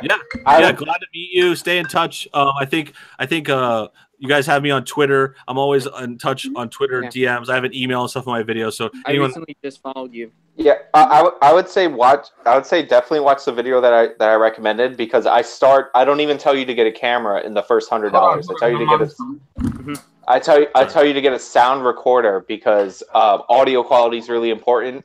And like, I know they're saying that you have to upload like 3 times a week, but honestly, like at least once a week you want to upload. Yeah, like that's basically it. Because like I kept my monetization status through the new changes, and my numbers start ticking down if I wait longer than 7 days to upload a video. So like at least once a week, and your first 100 subscribers are going to be harder than like anything you ever do. Like I'm at like over 4,000 right now. The first 100 took me over half a year to get. Then it took me 2 months to get to 1,000, and then it took me like a couple months to get to 4,000. I'm at 51 right now. Super proud. The first Pop TV could tell you the first 100 is like the hardest grind to get. Yeah, and he knew me and Pop knew me when I was at under 100. His shit like tell me my. Anywho, just as a we have to go soon. We're gonna go now. Thank you for having us on. It was a pleasure. Yeah. Nice to meet you guys. Thanks for coming. Yeah. Nice meeting you, bud. Wait, before you go, one quick thing. Download the plugin on Google Chrome that lets you see people's YouTube tags, and when you make response videos to other videos, copy their tags, and that will help you show up in their thing. That's what I do, and then it helps you get more suggested and everything. But like, I mean, on YouTube, so like this is how you basically do it. Like you need thumbnails, you need a video editor, you need vidIQ and TubeBuddy. I use both.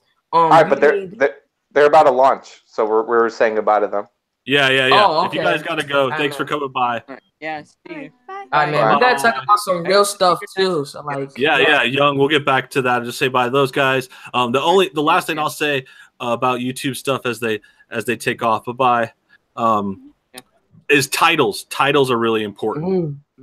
Oh, we didn't really get to that. But make good titles. No BS. So some gnarly drama just dropped in the Kumite. Okay. Worski straight up said Repzion's channel is trash. He's a little bitch and sells his used underwear to make money. What in the world? Anywho, is that like? All right. Bye. Okay. Bye, Major. Later. Go ahead. Is that like a Patreon perk? His used underwear? No, you can just straight up buy his underwear and socks, dude. And Worski just called him the fuck out. That's hilarious. I think I heard about that. That came up like a month ago, and people were just like scuttling it around. I mentioned that one time because Reps like tried to defend it in the stream. I saw him on actually Worski. I think it was calling him out in person or in live stream. He's like Repzion, we heard you're like selling your socks, and then Reps like tries to play it straight, like he's just like, yeah, I do it, I'm not ashamed, no big deal, people are paying me and it's money and blah blah blah. And I'm just like, I mean in my head I'm like, this fucking guy is hilarious. That's fucking weird. Weird. I'm gonna take a. Oh, my bad. Sean, go ahead. I was going to say right quick, I'm going to take a controversial position. If somebody's willing to pay for this dude's underwear, fucking sell it. Like, who cares? Yeah, like, I hear that. It's super weird, but like, yeah. Proud of it. No, I was going to say something like that, like, too. I mean, it's not like the worst way in the world. People got to make money and, like, pay your bills or something. But it is just like, it's like questionable. It's like funny. I think it's just creepy, especially considering where it's going. Like, who would buy his underwear? Like, why would someone want to pay? Like, I think he said like hundreds of dollars. It's what? Like Japanese people. But as long as you're an adult, like Mr. Repsion's like over the age of 18, right? Yeah. It's like all right, then. Okay, so then that's like normal. Like it's creepy and weird, but it's like within the bounds of like legal. So yeah, like if some Japanese businessman, which I'm assuming it's a Japanese businessman, wants to buy his underwear, then you know what? Like that, don't criticize their culture, man, just because they sell girls' underwear in vending machines. Yeah, what the world, bro? That is mad weird. Like, I don't even know this guy. Which YouTuber is this? It says like the Jackie Chan make his own YouTube channel yet, bro? It's the YouTube channel called Mr. Repsion. It's like Repzion. I think it's some kind of anime reference or something. But anyway, about him though, like I don't like hate the guy or anything. I just think this stuff's funny. And as far as a little background on him, I've seen him on YouTube forever. Like he's been around for at least like 5 years or something. I think he got bigger like a while back. Amazing Atheist gave him like a guest spot a few years ago. I may have even been 5 years ago, something like that. And then he blew up, and he has like 500,000 subs or something now. And but the thing is, like I feel like his channel is just like slowly, just like barely gets in the views anymore. You know, well, especially I'm already on it. He has like half a 1,000 views, but I mean 500,000 views. But like, let me say, YouTube today, if you just started in 2009 and you're at 500,000, and like you're that big of a channel and you're not really growing that good, like that's kind of sad. Because I've only been on YouTube for like 7 months. I'm about to hit my first 1,000 soon. Like it's just crazy. Yeah.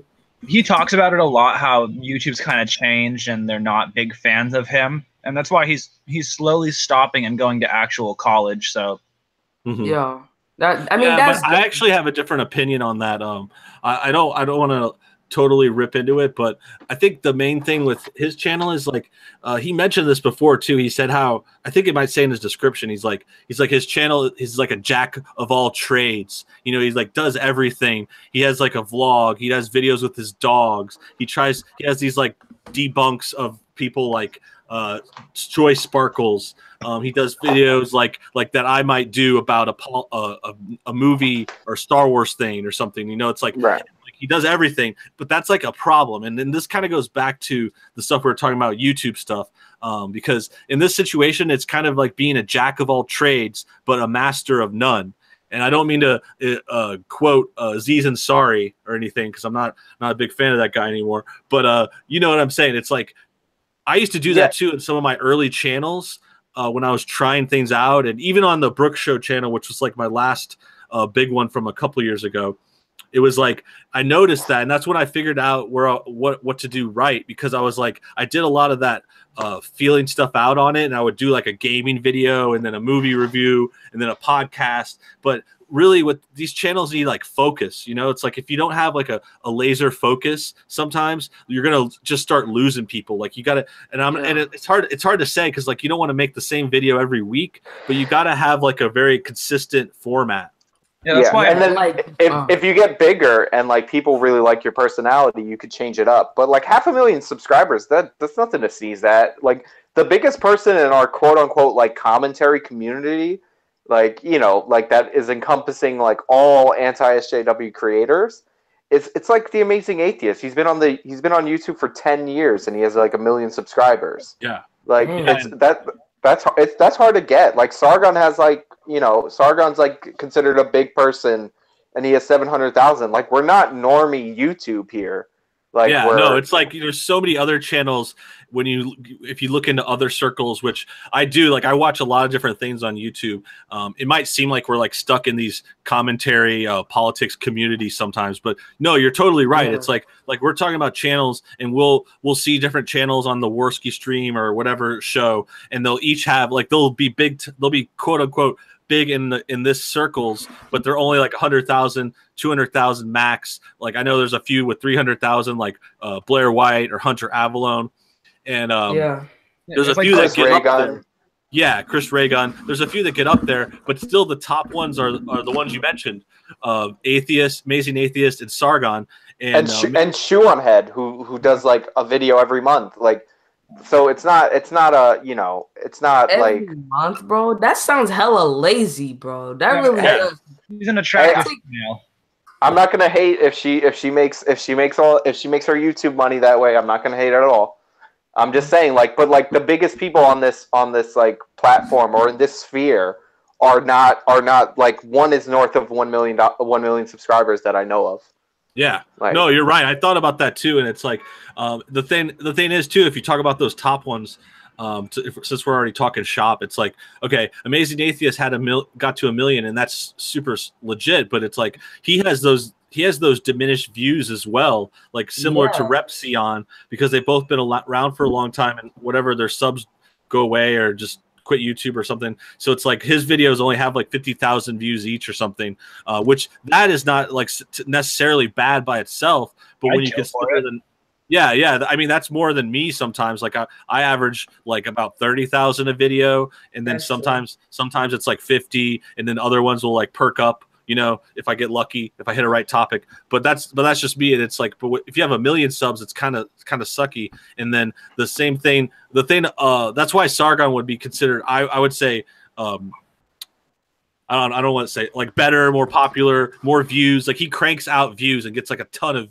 videos. Yeah. Like you can't knock the guy for that. And that's another thing I didn't get to mention before, but I know I made those videos, but I actually don't hate Sargon or anything either. Like I'm just kind of like, had this series, and I was maybe goofing on him a little bit, but it's more just like telling the story. But you can't deny, like, you know, he's getting those views, and his subs are still growing and all that stuff. It's not it's not a bad like Sargon's views are like super high up because I'm a subscriber to Sargon. I watch his videos. Like they're always like, you know, hundreds of thousands of views like per video. Like he's doing great. Like the Amazing Atheist is actually impressive, because the way that YouTube punishes you for having older subscribers, that he's still getting it up to like 60,000 views, and like he's been on the platform for 10 years, and there's at least a core audience that is not sick of him. That's kind of impressive. Yeah, but like, I mean, like I'm looking at the Social Blade stats right now. He has a B. That's respectable. I mean, he got over 1 million views in the past 30 days. He makes 84,000 every year. Social Blade's a little funky though. It's that's according to Social, so it's not always accurate, but you know, he makes more from Patreon. Patreon makes up for it and adds a lot to other people, like all the people we've mentioned. Like Sargon has a giant Patreon, and Shoe on Head is like huge Patreons. Shoe on Head does work like outside of her own channel, so like I don't want to hate on her and be like she's lazy or whatever, because first of all, it works for her channel. Number one. Number two, you make over $100,000 every year from YouTube on AdSense alone. Really? Don't answer that right now. But like she does like movie reviews with Armored Skeptic on his channel. So like it's not like she does no work on YouTube. Like like you know. Yeah, that's true. And the thing about the Social Blade stuff is, yeah, they are highly. There's like a huge gap. Like I don't know. You're on my page or something, but like on random pages, it'll say like they're making between 3,000 and 100,000. You know, it's like they're like big guesstimates. Yeah, they say Avatar makes like 50 million, and it's like, no. Like go to PewDiePie's channel, Prodigious, since you're on Social Blade, and see how much he makes, because it's actually reported in the media what he actually makes. He makes 15.5 million. Screaming. Yeah. So he makes at least 5 million less than that, according to like media reports. So like it's if it's off by like that much, like you got to factor it in for other people. But also other people have like other sources of income. They have like, you know. Oh, yeah, he sells chairs and merch and shit too. So that's Or like I have a Patreon. Like I made a Patreon. I don't know. Like I mean, I guess I'm trying to work on my rewards. For right now, like $30, I'll give you free merch, I guess, every month. I don't know. That's what. Do you have merch? It's tough. Do you have merch? Yeah. Hold on. If I can chat it in, I don't know how you do it, but yeah, hold on. Yeah, I have that stuff set up too. It's more just like on the side, you know, it's like I focus on the videos and try to work the ads. But luckily, the other thing that helps a lot is if you can get sponsorships. Like that's the kind of thing. If you can do that just like once a month or something, that helps. Like a lot of channels are starting to do that now too. You know, just like one sponsored video a month or something. You have to get to 5K to get sponsorships unless somebody approaches you. So I'm almost there. I'll sponsor you, Sean. How much? I'll give you $25 if you do a 5-minute video of you reviewing a jar of Jiffy peanut butter. that's good money. That's good money. PayPal me that money. I'll do that. Yeah, so I'm about to go in the chat and this is like what my merch is. Hold on. I mean, I think my merch is pretty cool. I kind of like Teespring. Teespring is pretty lit. Like they literally make your merch for you. You do like nothing but design and that's it. That's pretty cool. I don't even have merch. You're ahead of me on the game, yeah. Yeah, dude, Young. I like this stuff too. I see it. It says YP gang. If I ever do merch, it's probably going to be more influenced by like black metal and the music I listen to because I like the way that looks. That's something I want to do. That on Teespring. What's the payout per T-shirt on Teespring? It depends. They give you 100% of your money. Yeah. But I'm saying, what is it? Well, what's the amount? If it's like a $20 shirt. You can actually set it on Teespring, like I think there's like a default, and you make like a couple bucks a shirt, basically, like maybe $5 a shirt or something. But you can like set it and like because it depends how high you price it. Yeah, you can set the price and like get more or less depending on what you're going for. But yeah, I've done Teespring. I've had that since I started the channel, but it was never like big thing I pushed for. I just have like a couple basic ones. Like I have the main no bullshit logo, and then I did a couple special ones just for fun. I've only sold like a few. It's nice. Like I think I'll get like a couple extra, like $100 a month or something if they sell. But besides that, it's just there. But it is something I want to do more. Like it's something I thought of. I'm like, one day if I could crank out, like get some new designs and like maybe actually push them. But it just seems like if it depends on your audience too, like if they're buying stuff, like, obviously certain channels that are bigger or like different types of channels, like they can sell merch better. Mine is like, I've promoted a few times, but it never seems to like take off very much. It's just like, I think my viewers are just interested in the videos. And then I had some luck on Patreon, but that kind of like came and went too, because Patreon just kind of fell apart like in December, and they had that drama, and then a lot of people jumped off. So it varies. Did you go to Maker Support? I mean, not yet, actually. I'm thinking about. I'm about to set up a new Maker Support. I think is that the other one. It's like Patreon, and you could donate. Yeah, that's the alternative. Yeah, I've had a few people ask for that too, because like that's like I was saying, there was this time in December, like everyone was just like leaving Patreon because they like changed the rules and stuff. I'll probably when I hit 1,000, maybe. They never changed them. They never changed them back. They did change them back before the end of the month, and like I made a Maker Support because I actually got a complaint from one of my patrons, and nobody signed up for my Maker Support because by the time I launched it in a video, Patreon had already fixed their problem. Yeah, that's what I was thinking too, and I thought maybe if I waited, but it's just like sometimes people just leave, and it's like they're not going to come back. Like it's like they don't care about the nuance, and that's fine. Someone in the chat says, I buy your merch if I could. I appreciate that. There are links in my videos if anyone's trying to look for that stuff. It's always like, yeah, bro, go cop my merch. Yeah, check out Young P's merch, which is legitimate. We were talking about something else earlier. This is a good time to bring it up. The whole Logan Paul comeback suicide video situation. I never made a video about this part. I've done Logan Paul videos. Like I actually had like 2 that I did over Christmas. In December, I did like I reviewed their Christmas songs, and then all of a sudden the suicide thing came out like right after that, and everyone just was talking about that. And that's what's been going on. But what do you guys think? Did anybody see the apology video? Yeah, I saw. I mean, I don't think it's really legitimate because, like, you gotta remember, this guy is an actor. He was the actor on The Thinning. Like, I thought he wasn't even gonna be that good, but he's a pretty good actor. So, like, you would think someone like him well, you know what I mean, can come up with something. Just think about the editor. You know how many people are recording and say, okay, Logan, that's take one. You need to do it again. Make it seem more original and emotional. All right, man, go right there. Okay, guys, I'm very sorry I messed up. You see what I mean? It's easy. Yeah, I think you watched the Bobby Burns video on how to do a shitty YouTube apology, and he's like, you know what, fuck, I'm just gonna use this as a script, whatever. Yeah.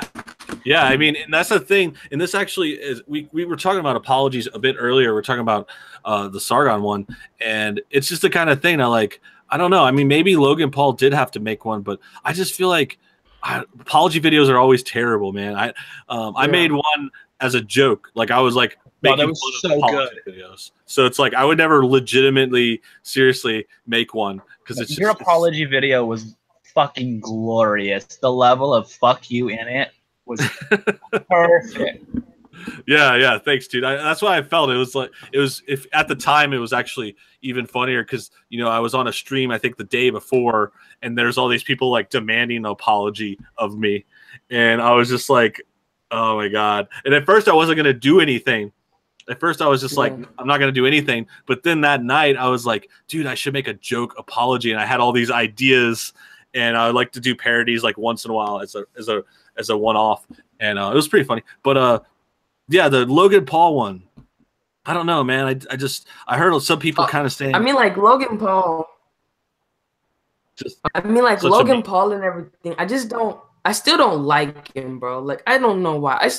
I don't know how he's gonna change it. That those little kids, they're not gonna like the new transformed, mature Logan Paul. Hell no. They'll unsubscribe before you know it. So it's probably gonna still do the clickbait, outrageous things because that's what everyone is messing with. Like, it's just kind of crazy. Yeah, I think how he gained like 3 million. Yeah, he just did it, because he felt he had to. But at the same time, people have been keeping eyes on his numbers, and he's like, he's grown since the suicide stuff, like since the video. I'd say Logan's better than Jake, though. Yeah. Jake, I know a kid like Jake, and I want to knock his fucking teeth out. Oh my god, Jake is annoying as hell. So obnoxious, and like the look on his face sometimes, he's like, why? Like, I always remember that one time he was on the news, like when he kind of first broke out, and they were like had that wild party house, and the news reporter was like telling him, the news reporter's all like, you're disturbing the neighborhood. All these people are freaking out. Like, don't you think you should calm down? And he's like, why? He kept saying, what? I think everyone knows a kid like that. So seeing him on YouTube get that much, you're just like, it's kind of like that. I actually brought this up in another talk. I think it was on a stream or a podcast I did last night. It was talking about how Logan Paul. This is, I guess, a bit of a side note, but about I think it's more Jake too. Logan Paul does seem like a more chill, like normal person, and then Jake just seems like a total idiot most of the time. And it just reminds me of like these kids that are like never told no when they grow up. They're just like bullying brought back. What's that? We need like a little bit of bullying brought back. Keep these fucks in their place. Yeah. I mean, I'm not no hate. Like no, you don't want that. But it's like there is a certain amount of, you learn these life lessons when you're bullied a little bit. Or in my example, I was getting at too. And similarly, is like you learn something when your parents tell you no once in a while. Like parenting, raising them, having these kind of restrictions. But it seems like these kids nowadays, and I think Jake Paul is a big example, is just like being spoiled and never told no, and just basically run wild. I call it a raising your kids free range, like a free range chicken, but it's like free range childbearing raising. Yeah. Did you see his his dad's response? Jake Paul and Logan Paul's dad came out and made a statement saying, we won't let these haters get us down, dog. We gotta like keep it. It's like, oh my god, you're like 50 something. What in the world? Exactly, bro. Like, go get a job, bro. Like, YouTube, that's how sad it is. Like, that's how I know him and his mother are like bitch made, bro. Like, how are you gonna make, like, they literally just made a YouTube channel because their sons got big in YouTube. Like, it's just scummy. It's really stupid. And then everyone just subscribed, like, oh my god, that's Jake Paul's mom, this and that and that. And like, I mean, I understand if you might want to make a YouTube channel because like your kids are doing it or whatever, that's a little weird, but like, he's out there. He's just mean. Like, you better sit yourself down, kid. Like, and it reminds me of too, like I was mentioning this. This seems to be a part of a family. The trend, they're all kind of doing this kind of just greedy, money, anything for the money kind of thing. Yeah. Like it's just all about that bottom line. And they could be doing. I feel like they could. I know they get some of their hype and reputation from being like bad boys or like fucking around or whatever. But I think there's a way they could do this in like a more respectful, professional.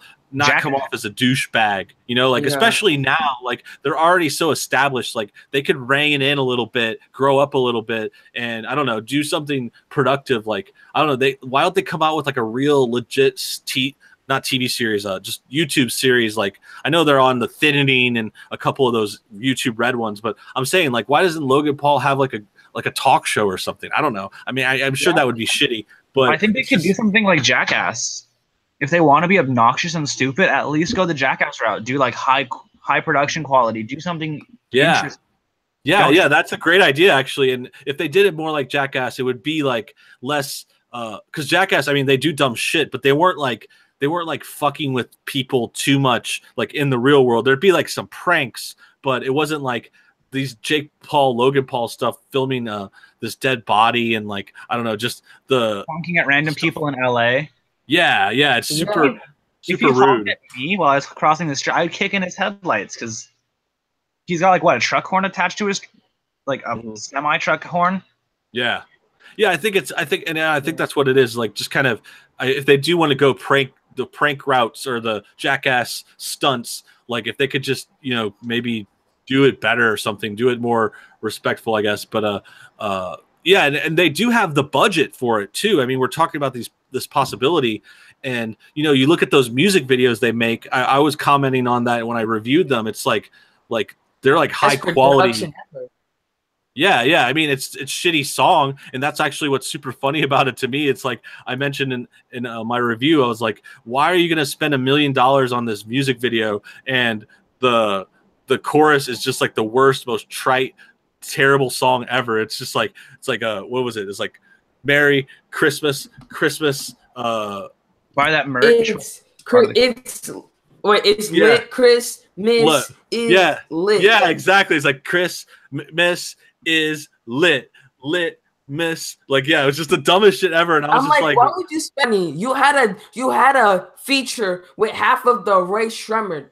This could have been your breakout point, and you're here wasting money. Like, it's just so stupid. And then on top of that, like, I mean, they could try to have legitimate music careers. Like, they have the support, like, I mean, I don't know if they have I don't think they have the talent for it, for being honest. iDubbbz comes out for shits and giggles and smashes all of them with the Asian Jake Paul song. That was fucking glorious. That was a good song too. It's like you could see the difference in because Dave knows what he's doing. Yeah, of course. And then the other thing I was going to say, just about the greed, the Paul family. You were mentioning, Young was mentioning, the parents have channels now, and then the guys have channels, and then they also push the merch so hard. It's like they have all these tactics. Like they're just all about that paper. And you respect that, and I would be trying to make money too if I was in that kind of vlog person position. But it's just like I was saying before. I mean, they don't have to push the merch that hard. They don't need that much money anymore. Like, I mean, they could have the merch, but they had those songs that were all about merch for Christmas. Kids into buying it. That's all it is. They want to push the kids, so the kids have to buy it. And it's a really good, I mean, it's like a really good look. And then how back in the day Disney Channel kids would always end up super fucked up, like Miley Cyrus. Yeah, he's a Disney Channel kid, so it's a really good look at the family life of these Disney Channel kids and see what the parents are actually like. It gives you a little bit of like, it's those like parents that raise their kids to be actors and stuff, and they're trying to get rich off their kids and pushing them into these jobs. Sometimes it's an athlete too, like they want their kid to play baseball or something like that. What were you gonna say, Young? Were you gonna say something else? Yeah, so like for an example with Jake Paul, Logan Paul, and everything. Like, I mean, their merch, I guess, the best thing ever. But if you really look at the quality of their merch, it's shit. Like, it's not even good. It's horrible quality, made in China, and it's like on Teespring, like how like 99 cents per t-shirt like they make. Then they raise it all the way up, like they made it in like fucking Thailand or something. Yeah. Or like in. Yeah, I thought that too. I was thinking about it. Again, I thought about all this when I made those videos about their songs, and you can't ignore that the half of the song is telling people to buy merch, and then it's like, okay, I'm making this video. Let's see what the merch looks like, and it's like, are you really going to push this merch this hard? And it's not even that good. And now we've got a scary rabbit joining the show. You and that fucking rabbit, Sean. I know, bro. You in their obsession. Your intro is so weird. It's like I'm in the, what do you call it? Zone. It's like ding, ding, ding. I was like, what the world?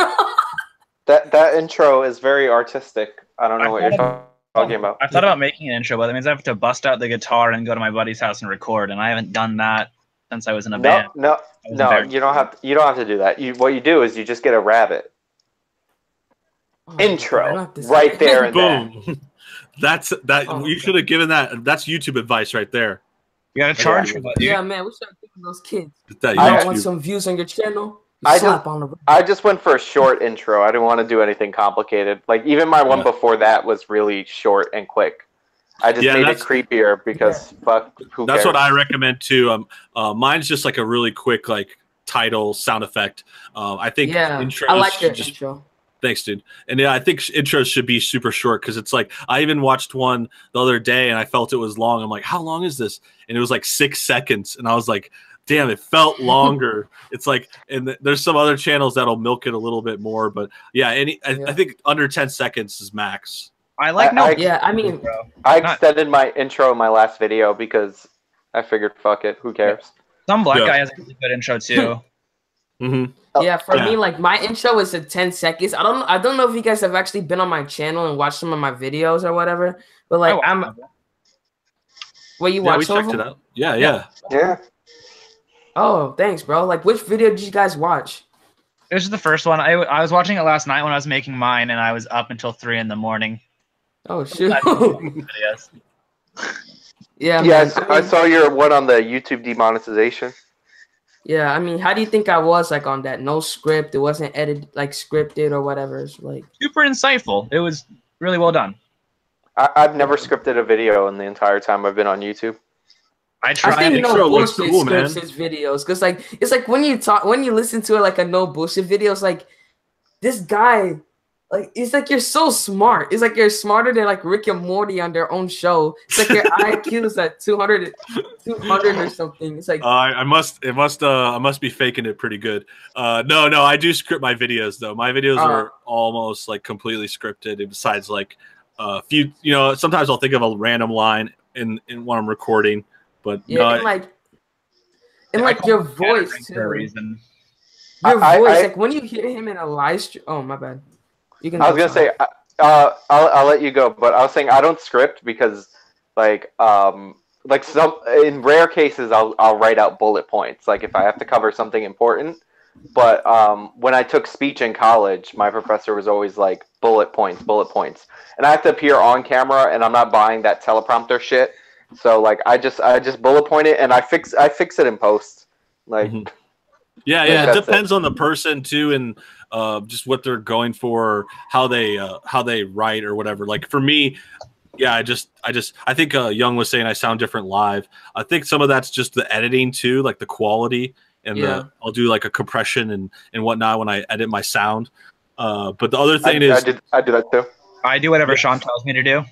Yeah, that's the pretty much the key, compression, and then raising the volume, like getting the volume normalized as best you can. But yeah, that's just how it works for me. Like, some people can improvise better. Some people are better at written stuff, but then other people, they can't read a script and make it sound natural. Like some people can't do scripts, so it kind of just. Trust me, Megyn Kelly is the woman that does not know how to read a script. Oh my god, bro. Megyn Kelly? Yes, like I don't like Megyn Kelly at all. Like I just do not like her.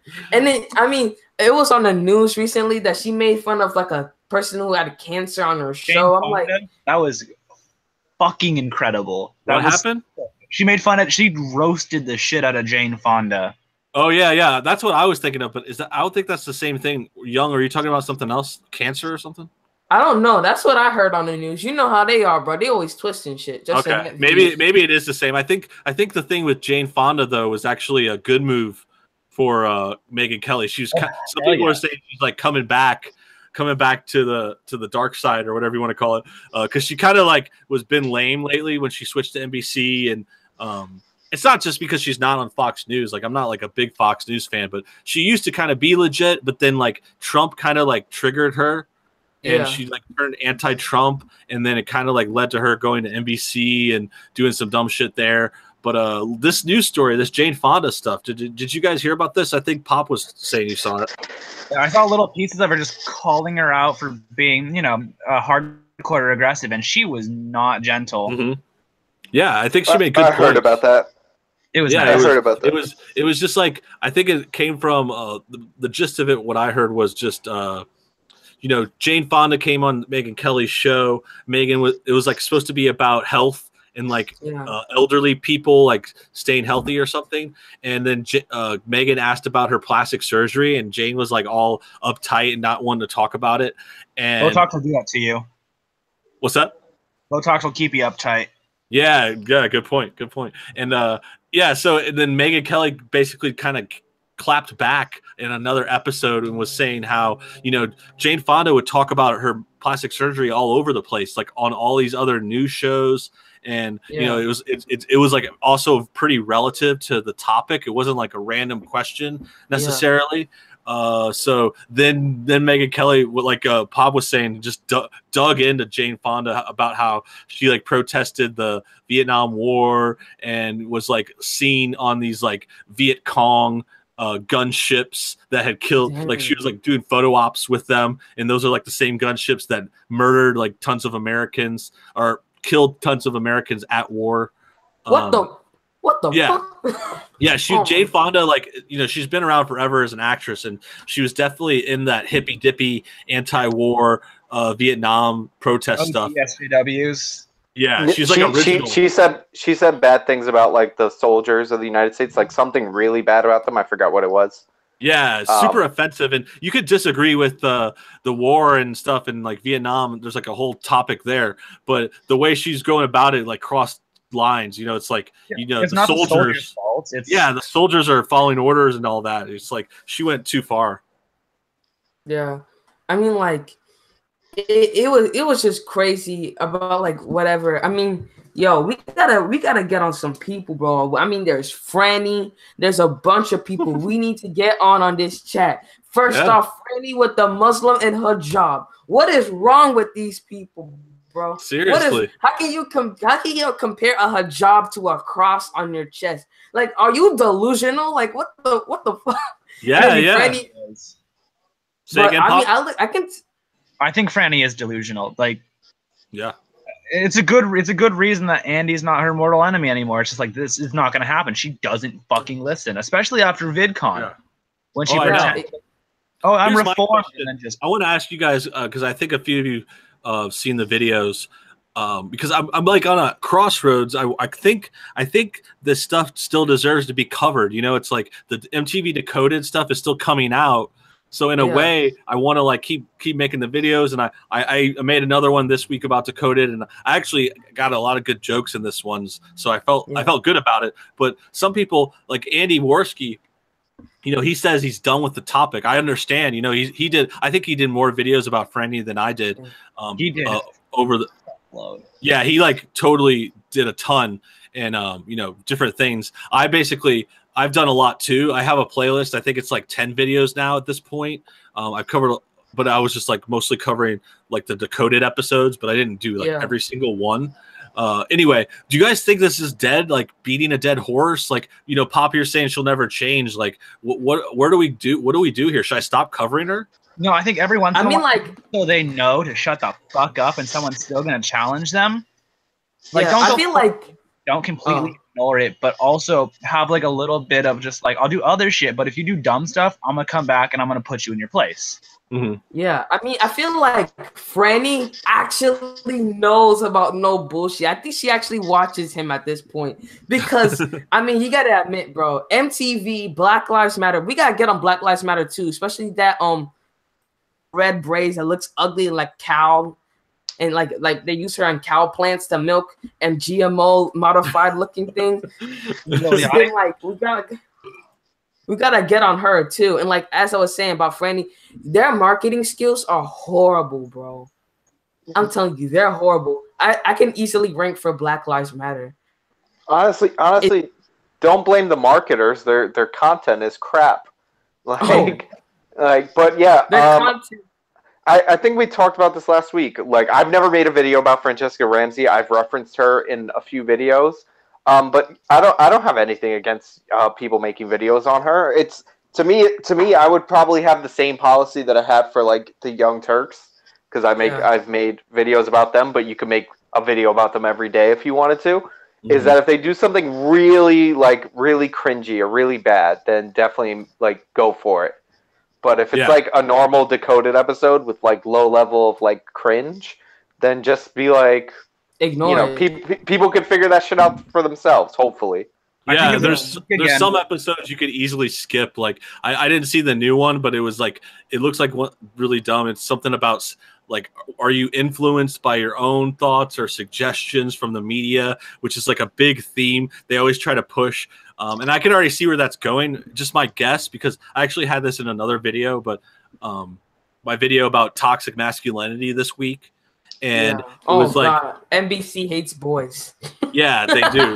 NBC has some of the dumbest stories. Like, I think that's the same news area, the news department that did like the gamers, or like Discord is like a place for the alt-right or something. Oh my God, like, what the fuck? Like that, yeah. That was like a video. That was a meme like a month or two ago. Like when NBC, they're like comparing Charlottesville to Discord, and like they're trying to tie all this Nazi stuff together. It's so dumb. But what I'm getting at is the same thing happened in this story about toxic masculinity, and they had this female doctor, feminist doctor, saying, boys learn this stuff from culture. It's like culture teaches men, like culture is about what makes men think they have to be strong and emotionless, and it's like all about the culture. And I'm pretty sure that's the same thing that like Franny's getting at in her video about like influence and suggestion. It's like these SJWs, they always think everything is about culture. Off of each other. Yeah, they have the same. For example, I don't think. I don't think it's like about culture. I think it's literally hormones at this point, bro. It's literally hormones at this point. Are you literally going to tell me? Because, like, I mean, what do they want me to act like over there? Like little fruity Jim over there in the video that they brought over. And notice, like, all the boys they bring in their videos are like all gay people. Like, bro, bring in a straight kid and try to get him to say this. You better be paying him a whole lot of money. Gay kids don't sell well, though. I mean, straight kids don't sell well. Like, come on. Yeah, they had to get like the Metro kids. Anyway, I want to see the breakdown of like how much they pay for like a kid that's straight, or like, I'm sure there's a difference in what they pay to have. Oh, of course. The pay gap, the gay straight pay gap. The gay gap. Yeah, that's it. God. That's the one. Trademark. Yeah. TM.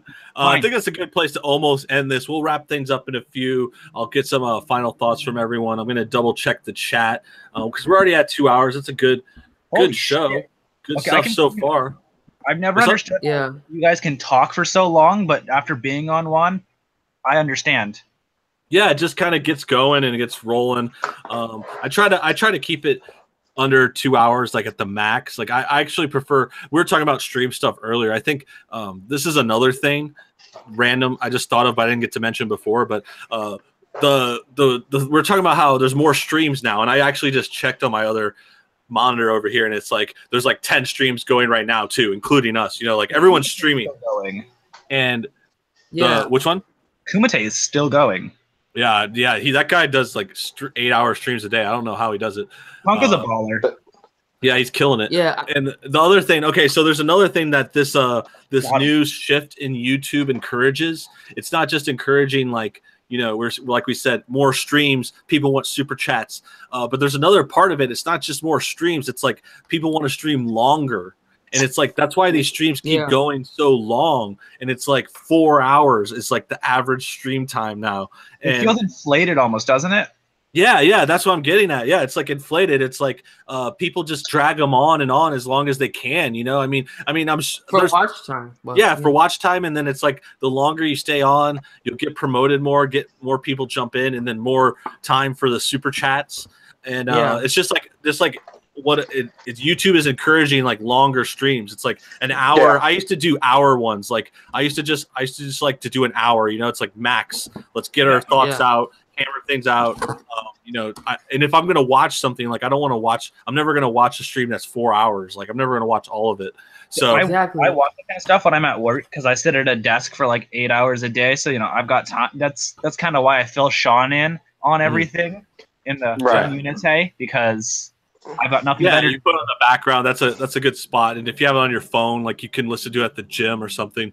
So it's definitely useful and people like it. I'm not like trying to hate on that, but I'm just trying to note like what YouTube's encouraging. You know, like now we're getting more streams, longer streams, and it's like everything's 4 hours. It's kind of they're trying to take on Twitch without taking it on directly. Right. Like a very indirect way to tell Twitch to flop right off.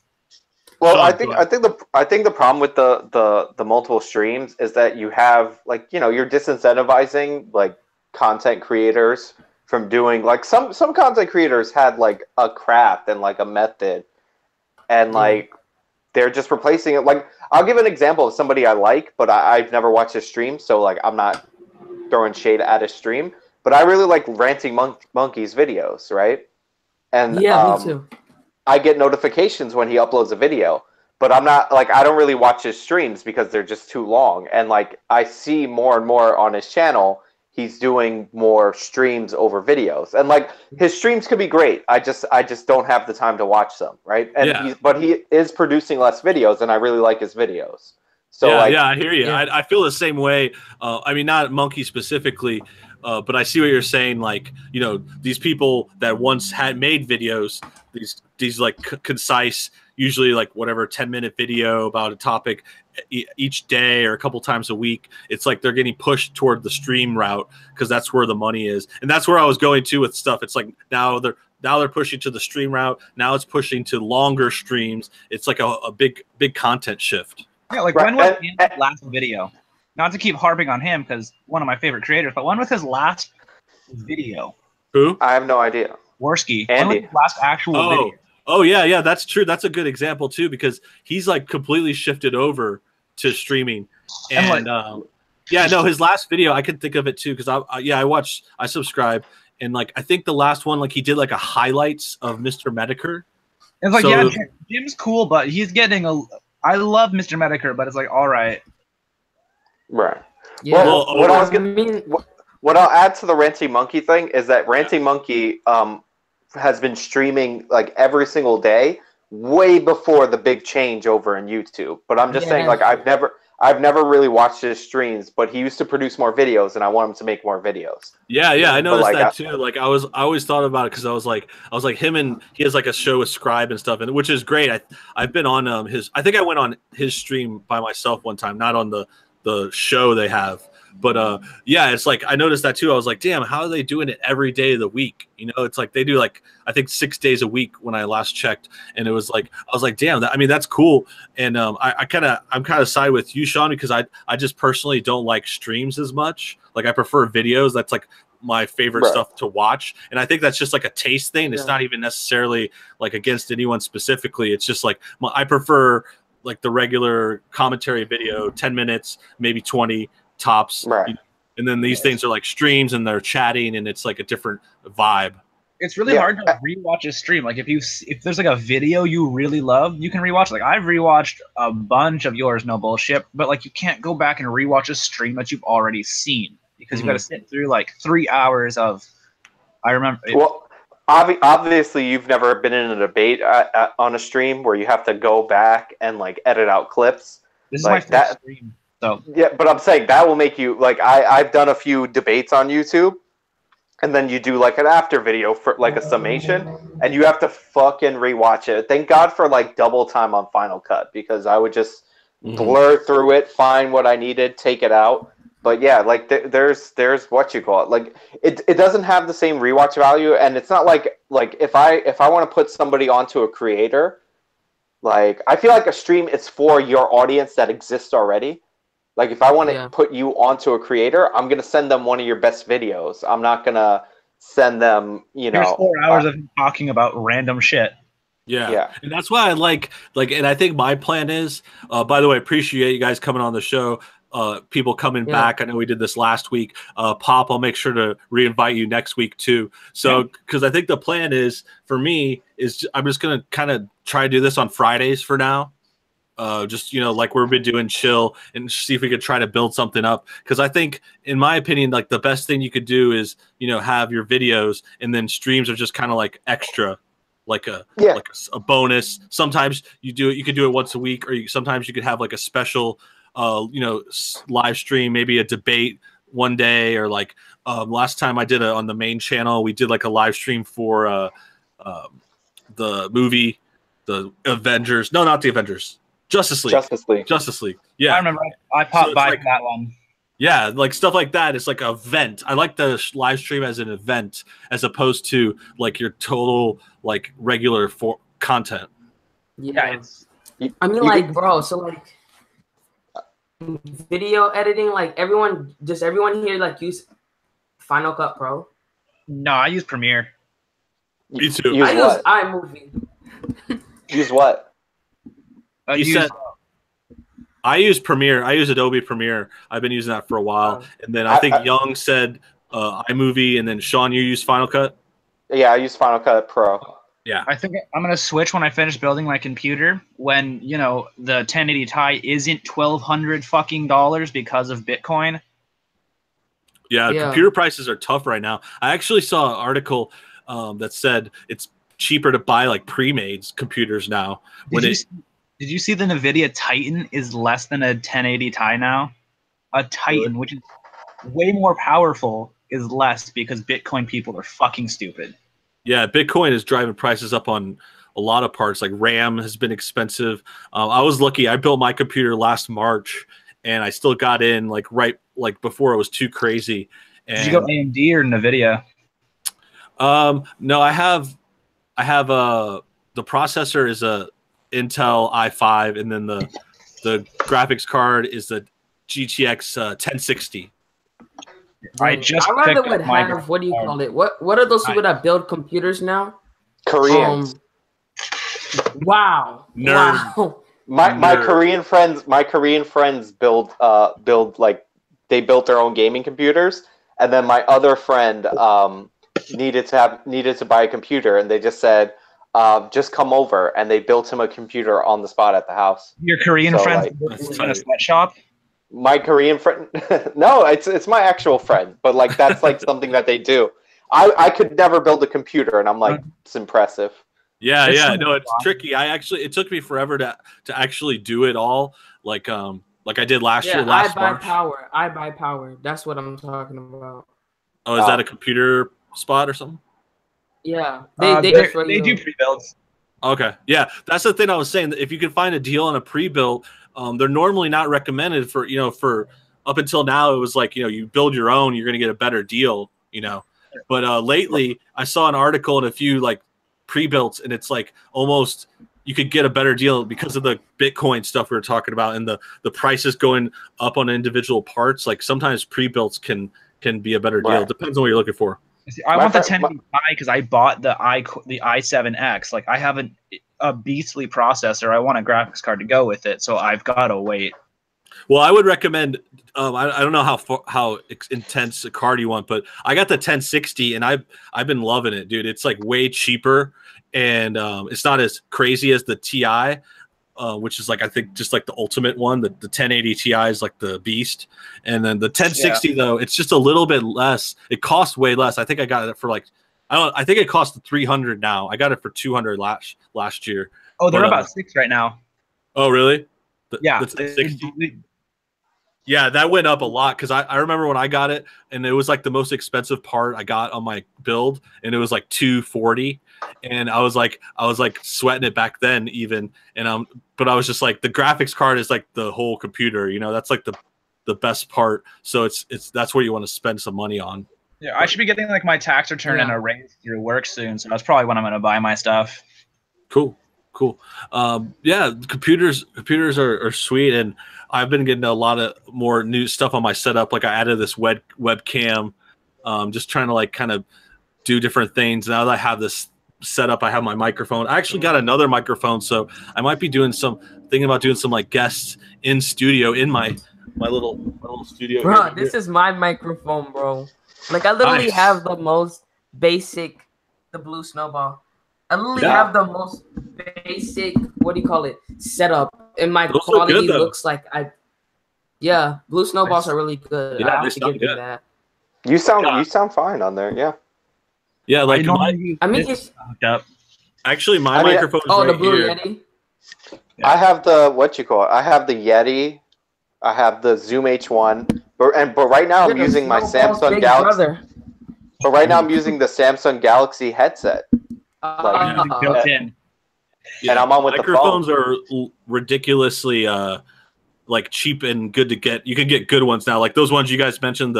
I think the Snowball is like $50. The Yeti is like 100. Like that's super. Like yeah, that's super legit now because I have my microphone. I think I can get it in the shot more. It's like right here. Oh, you got one of the pretty ones. Like I have like a legit. I got this forever ago. Like to record music, I got it like 5 or 6 years ago, like when I was trying to just record some songs for fun. So I spent a good amount on it. Like I think it was like $300. But oh shoot. Yeah, but it's like I've used it forever, and I that's why I kept using it. You know, I was like I thought about getting new ones, like the ones you guys are saying or something, like because they have newer, updated ones now. But this shit's still legit. Like it was like it costs more, but when you get like a real like stage kind of microphone, it'll last like forever. Right. Yeah, I still have one. I switched from my Yeti. I use my Zoom H1 now, and the Zoom H1 came out in 2010. Yeah, those are really good too. A lot of people use those. I thought about getting that.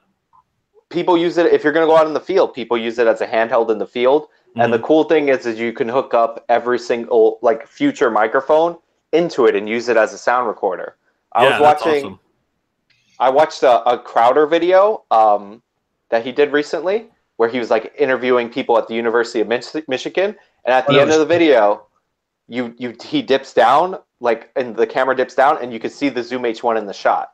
Mm-hmm. Like Steven Crowder, all that Mug Club money and fucking million subscribers and CRTV. Yeah. That's the thing. It's like once microphones, like you don't need to spend so much anymore. It's like you could get like one that they use in a rap song or something, like the super professional one, but you know, you don't need to. Like microphones have like a threshold. Like cameras, you could spend $1 million on and get like the most crazy camera. But once you get so good with audio quality, like it's important to have that quality, but you don't have to go too far either. Yeah, I love my camera. It's T3i. The what? Yeah, you didn't used to love it, and then I explained to you how to use it.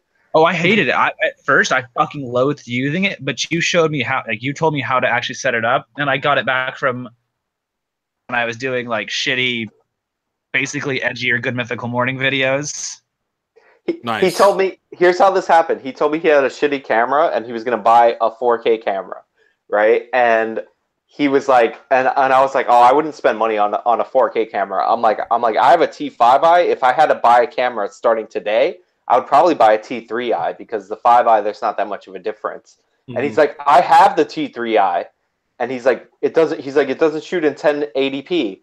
And I'm like, no. I'm like, you have it set on 60 frames per second. It only shoots 60 frames per second in 720. Yeah. I'm like, if you switch it to 24, which I recommend because it's cinematic, it's a movie frame rate, or 30 frames per second, then double the shutter speed. So I literally just typed all this shit out to him. And his next video looked way better. That's because I had a team of people trying to tell me what to do, but you know those videos are all blocked because they're shit, and now it's just me. You got to figure it out. Though. I bought the T5i because I shoot films, like DSLR filmmaking. I'm really into that shit, so I know how to get value for low prices. And like the Zoom H1, if I'm willing to use that on a project that I'm going to enter into a film festival, then you can use it for your YouTube videos. Yeah, of course. The other thing I was gonna say, I'm pretty sure that's what Hunter was using. We were talking about that Women's March video, and he was just holding that handheld recorder, you know, like the Zune. And he was using a Zoom H4, I think, based on what I could see, which is $200 more expensive, but not necessary. Yeah, I mean, and that's still not much. Like, I mean, as far as mics go, it's a lot of good money, though. Of course, the camera I have is actually a little bit above that. I got like this Canon 6D, which is like the DSLR.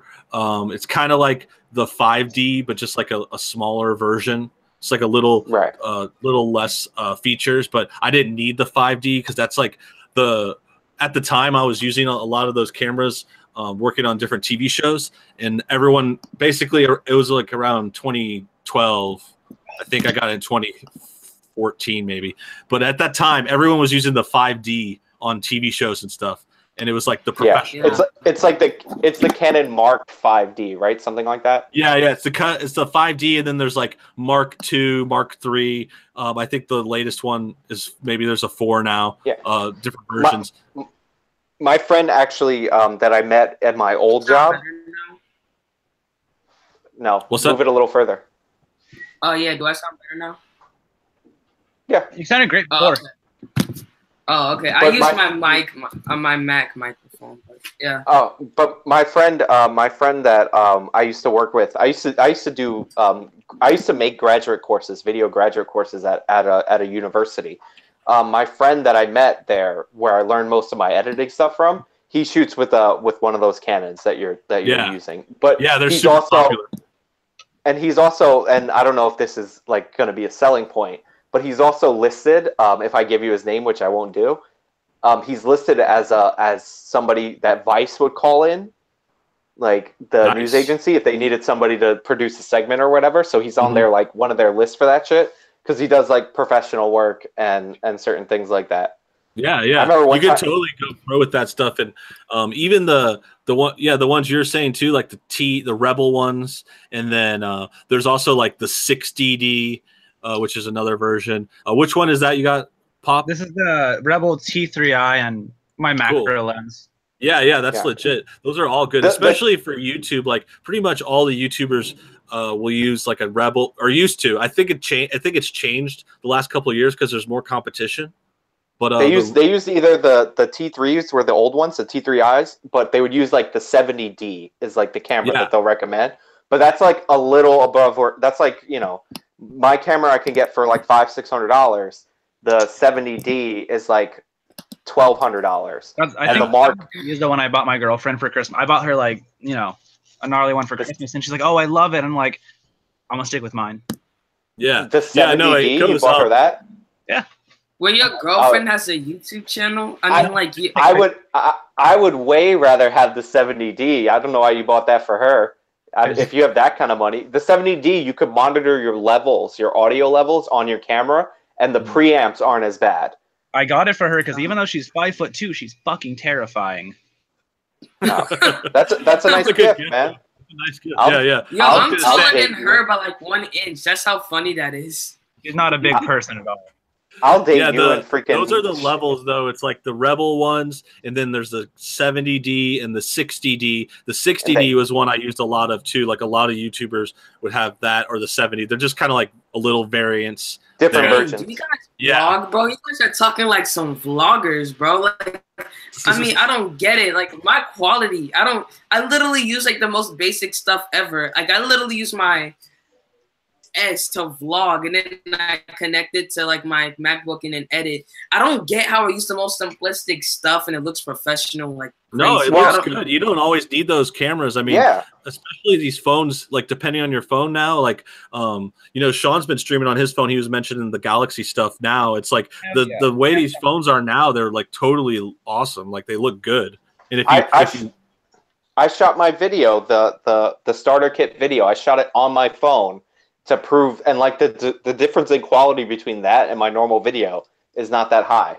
Like I'm waiting for the S9. Pretty stoked for that.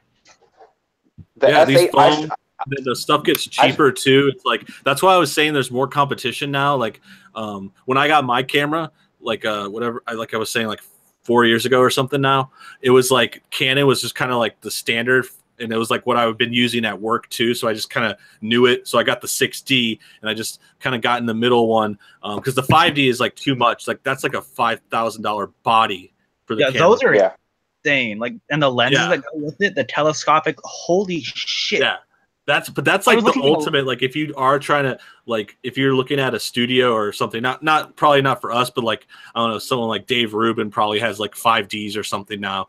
Whoever, if you've got like that kind of budget, whatever, Louder with Crowder. I'm not sure what they use, but the other thing is there's actually a lot of competition now. More like not.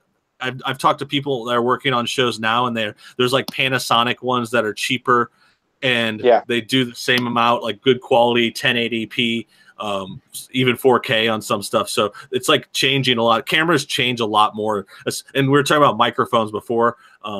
Microphones haven't been changed that much. Like they don't, there's not that much to do with it. I mean, the main thing now is like we were saying was how they can make them cheaper, and they have these Yetis and these snowball ones that are like really cheap and affordable, and they're also good. That's like the kind of selling one point. Like you. Say what? He probably just uses one like you. Like he showed it off in his setup, and it's just a basic mic like yours. Yeah. Oh yeah. And that's that's an expensive mic though. But yeah. Yeah, the main thing for me as far as equipment is like I just get stuff and I try to make it last forever, you know, like and go as cheap as I can and like budget it and everything like I did with my computer. But you know, it's like now I have this setup, and in my position, I mean my show's been doing well since last summer. It's like I've obviously already paid off all of this, you know. It's like and now I don't need to buy more equipment. I can just kind of like use this equipment to like move forward and just stay. That's how you stay profitable. Like you're never gonna make money if you buy like a new camera every month, you know. And you could deduct if like from a business standpoint, like you can deduct your equipment and you can deduct depreciation against your equipment like over the years. I forgot what the amount is. Yeah, for sure. I mean, like, bro, so like for like one topic we really need to cover like is like Black Lives Matter, but no bullshit's old videos. Because like I'll probably watch like all of his videos right now, and like there was this woman talking about dear white people. I think it was with the white YouTuber, and then this woman is retarded, bro. She's literally talking about what do you call it?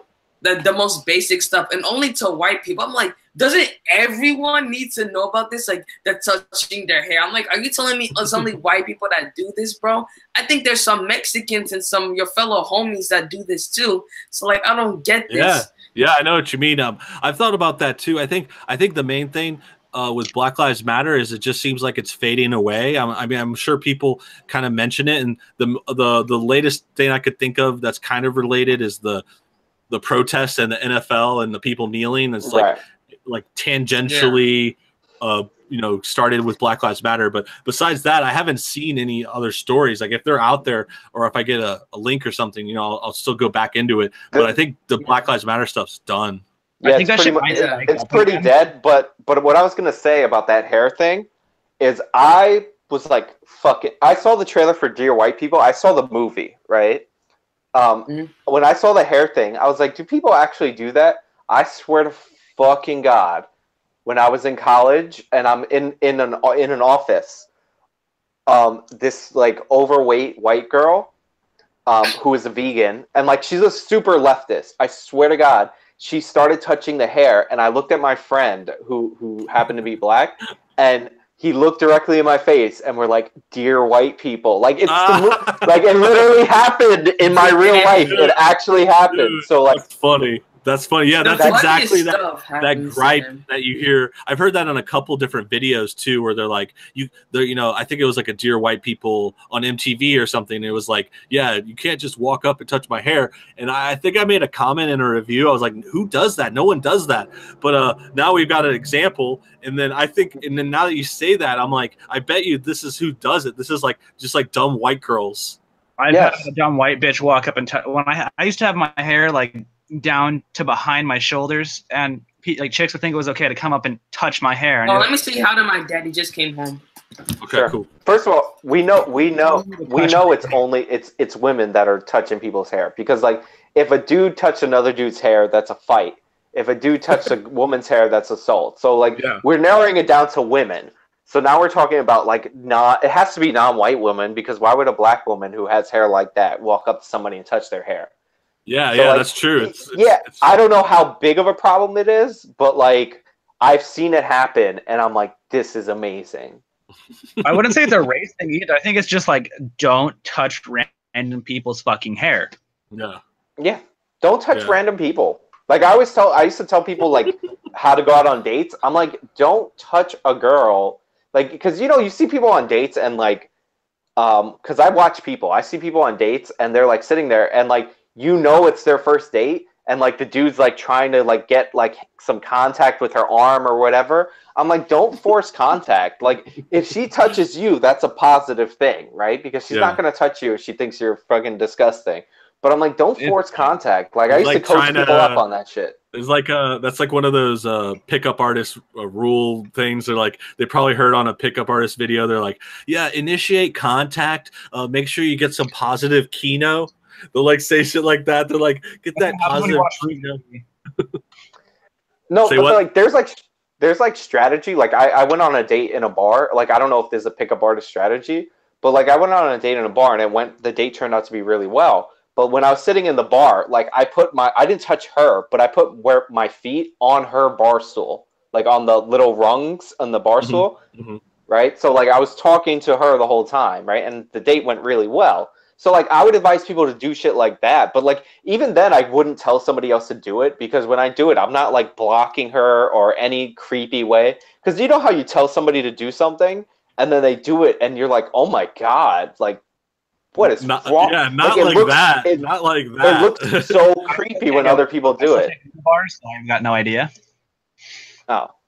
Yeah, like, also it's like the people that might be trying that advice, it's like they're doing something they wouldn't do, so it's like unnatural, and they're like, it's good. You want to, I feel for these people, like we're talking about someone that's trying to do better at a date, but at the same time, it's like baby steps. One time I told somebody to go like on OkCupid, because I used to do a lot of this shit on OkCupid because I love their website back in the day. I used to tell them, I'm like, dude, just read a profile and pick something out and then make a joke about it in your first message. So I told somebody to do that. That's a basic piece of advice, because it shows without saying anything that you actually read their profile, and most people don't do that. So I told him to do that, and I swear to God, this dude showed me it. I'm like, dude, that's not a joke. That's like a threat. Oh God! like you're gonna be in jail. Do you remember the joke?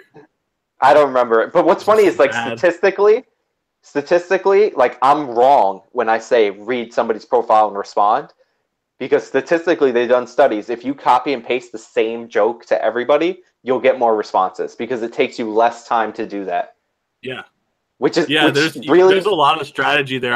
I know I was on OkCupid back in the day and Tinder, and like a lot of times you just got to get you just try to get a lot of messages out, because it's like it's like fishing. It's like literally, I mean, there's one called Plenty of Fish too, and it's like God, that one's so fucking trashy. I love it. Yeah. No, we talked about this, Brooks, on Plenty of Fish, when we were like, I trashed Plenty of Fish when I was on a stream with my friend, and he told me he met his wife on there. Yeah, I know. And dude, it works though. I mean, I met my wife on a different app, not Plenty of Fish. God no. I think it was actually a random one. I don't know if it's still around. It was called Clover. Never heard of it. My girlfriend on Meet. Yeah. Was that for Irish people? Clover. It sounds like it, right? It was so random. It just looks like OkCupid or a Tinder. It's just a different version. It's not like Plenty of Fish is kind of on the lower end, because it's like low tech and more shady people on there. As far as I've seen, like it's just like a different one. But yeah, no, it was just like another random one, like kind of like Bumble. Like it was like around that time when there's other ones popping up, like trying to compete. Right. I always thought that if like, because I never did the copy paste thing, I always thought if somebody fell for a copy paste thing, then I wouldn't want to hang out with them anyway. Like, I know a guy who met his girlfriend through Omegle. really? Yes. The problem is like when they come up on my Facebook, I think half of them are like fake. You know what I mean? The suggestion of the dating app. Yeah, that it's not a real dating app. So fake now. No, there are sketchy ones. Like there are shady ones. I definitely remember, back in my heyday, like sign up for different ones, and you're just kind of like you try one, and you're just like, I don't know, even know if that's real. They're just trying to get your credit card. They'll like they'll try to get you like you gotta wait and see if there's some kind of reputation. Once like obviously like OkCupid, people are actually dating on there. Tinder, had been going around for a while. Tinder's not for dating anymore. Tinder's just for that smash. Mm-hmm. I was never very good at Tinder. I think I'm ugly. I told my friend I was gonna make him a Tinder, but I made him a Grinder instead and didn't tell him. He's like, I'm so popular here.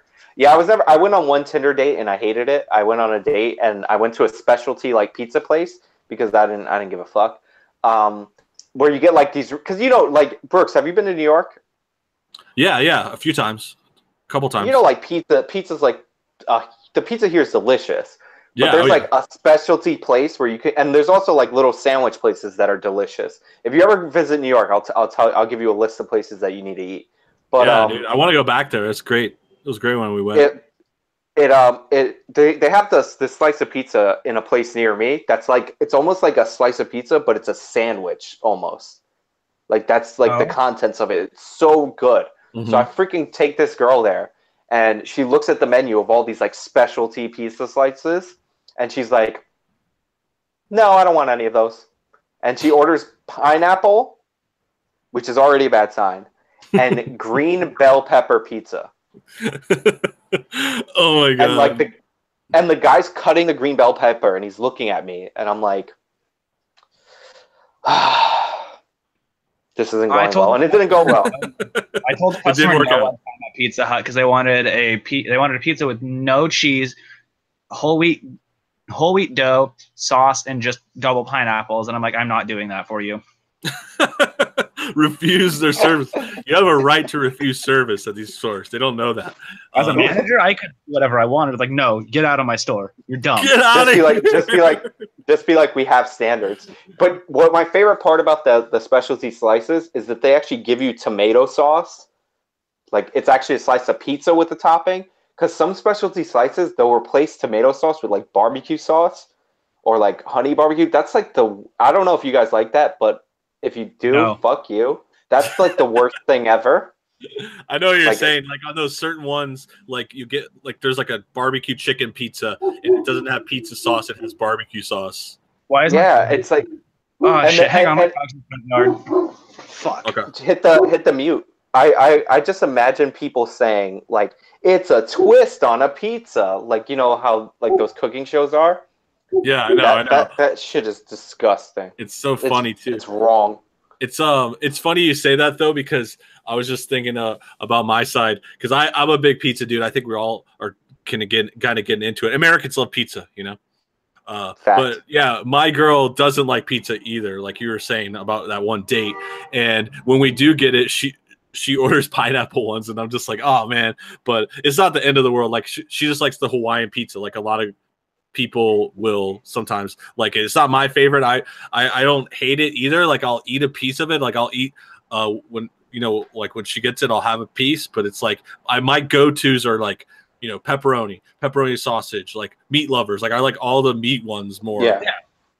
If I order Domino's or whatever, then I'll get like their pepperoni and sausage. Yeah, Domino's improve lately, but like I usually order from an actual pizza place because Domino's was dope to work at because I did that one too. I've worked at both. Dude, I was gonna say about Domino's too. I was gonna bring that up as well because that was the last time I got pizza officially. It was like last week I got the deal, and they have this good deal. They have it pretty often. I'm not sure. 555. I remember that one too. This one is similar. It's like 2 for $6, or it's like. You could pick 2 things off their thing, and they're like $6 each. That's the one I always get. Those meals. It's so good because we get like you could get 2 pizzas for $12, and they're like regular size pizza. And you could get more. It continues on as the at the same price. Yeah. If you're feeling spicy, like you can add. There's other options too. Like we just usually get the two pizzas, but you could get like there's like wings. There's like a sandwich one now too. There's like each. I get the pizzas, but I get like 3 pizzas, and they give you each pizza for $6.99. It's like 2 or more for $5.99 each. Like that's cool. The deal. Yeah, I used to remember the exact math for getting 2 pizzas, a medium drink, and wings. Like I had to do it so often it was burnt into my fucking head. I had somebody order Domino's once that wasn't me, that didn't know about that deal, and what they ordered should have cost them, if I would have ordered it, like $15, plus the tax and delivery and all that, but like $15 to $18. And they fucking asked me for the money, and I gave them that much money, and they're like, no, it's like $35. And I'm like, nah, fuck you, man. I'm like, call them back right now. Like, I was so pissed. Like, they need to fix that. That's how Domino's makes their money now. The stupid people that don't know, that's how they do it. People that forget about the deals. Just order online. You combo the deals. I actually like ordering online. This is going to sound super childish. And this is how you know the stream's gone on way too long. I like ordering online because I like clicking the toppings and seeing them appear on the pizza. I know. Dude, I swear I was going to say that because we're talking about Domino's. That's how I get the Domino's. And then they also have that thing at the end, like after you order, it has like a little animation of like a guy like making a pizza. Yeah. And then it like goes. Yeah, it tracks it. And then like first he's like taking an order, and then he's like making a pizza, and then it's baking. Like it has the whole thing on there, and it's like it's so convenient. Like we're talking about at the beginning, the ordering tickets online. Like ordering pizza online is legit too, because you don't have to like talk it out, and you can just pick it out specifically. And they're such a bitch when you're working there though, because if you're you're like in the middle of a rush and you got a full screen of pizzas from people calling in, an internet order will drop right in front of you and cut all of them off. Okay. Awesome. Yeah, it makes it quicker. Continue ordering off the internet then. No, I know. In front of everybody else. And it's cool because you get that tracker, and then Domino's is pretty close, so it's like 5 minutes away. So I just wait, and then once it says it's ready, drive around the block, and then it's like super chill. I'm gonna order. I'm gonna order Domino's. They have it. Thanks, guys. I have 2 Domino's within delivering range because New York City, and the one thing I don't like about that order thing, and this is gonna sound fucked up, is like when they tell you the name of the person who's making your pizza. Like, I don't give a fuck. Like, why are you telling me that? It comes on the receipt too. And I'm like, I feel weird knowing that, because now I'm like, oh man, like what if that guy has like a religious objection to the abomination of toppings I ordered? It sounds like they're trying to get you to tip them or something. It's like you're making. That's what it is. That's 100%. They're trying to make you feel bad. They want to give you the backstory. Like next thing you know, it's like, yeah, your pizza's being made by Samantha. She's a single mother. She's struggling to pay her bills. Yo, we had one lady that was so bad that they changed her name in the system to the Queen of Cunts, and they didn't fix it, so it was printed out on her receipt. Oh my god! I had to fire someone that day. But here's the thing: just black it out with marker. But here's the thing: I like, I always tip cash for servers because I've known enough servers to know that, or people who deliver to know that they don't get their credit card tips. So like I go out of my way to tip cash so that problem gets avoided. But like, don't fucking antagonize me by telling me the person's name. What if I'm not gonna like their name? What if it's like the name of my ex-girlfriend or something? Yeah, you don't trust them. You're like, wait a second, Blake. I think I crossed a man named Blake, and I pissed him off. Does there spit on this pizza now? Like one day, with credit card tip, you get them, they tax it fully out of your check, and they don't tell you because they give you the cash at the end of the night. They deduct it because it's a bonus. Mm-hmm. Right. Well, one time I thought, like, because they give you the person's name, like, should I go on Facebook and like request this person as a friend? Like, I have their name and where they work. Like, that should be enough to find them. Like, I want to do something like that one day. So Domino's changes their policy. Like, just start Facebook requesting them. Be like, hey, thank you for messaging my pizza. Like, write it on their wall. Nice. Just be really creepy. Yeah, creepy. I like creepy, and I think that's a good place to end this. This has been a great stream. Thanks everybody for joining in. I see Camden just messaged. You missed the call and stuff. We were taking guests earlier. But next week we're going to try to do this every Friday. Sean and Pop are, of course, welcome back on. Thanks for coming in today, guys. Specifically, welcome to the show, Pop. Yeah, you can just call me Ezra. It's my first name. Okay. Yeah, I just see Pop and I was saying it. But Ezra, nice to meet you officially. Ezra. Yeah. Nice to meet you officially. Thanks for coming on the show. And, you guys check out their links. Both Ezra, who's Pissed Off Popsicle on YouTube, and then Sean. Pop TV, so it's easier for everyone because it was a fucking mouthful. Okay, Pop TV then. And then Sean, a.k.a. the Actual Justice Warrior. Yep. Thanks for coming back on, buddy. It was fun to be on. I might throw a stream together over the weekend because I've been promising Pop TV for like 12 years that I was going to have him on. So like, I don't know. We'll talk about that on Twitter after this. Cool. But yeah. Maybe we'll join that. Glad to be on. Yeah, thanks everybody for coming on. Thanks everybody for watching. Been a great show. Peace out. Bye, internet. Bye. Thanks for having me later.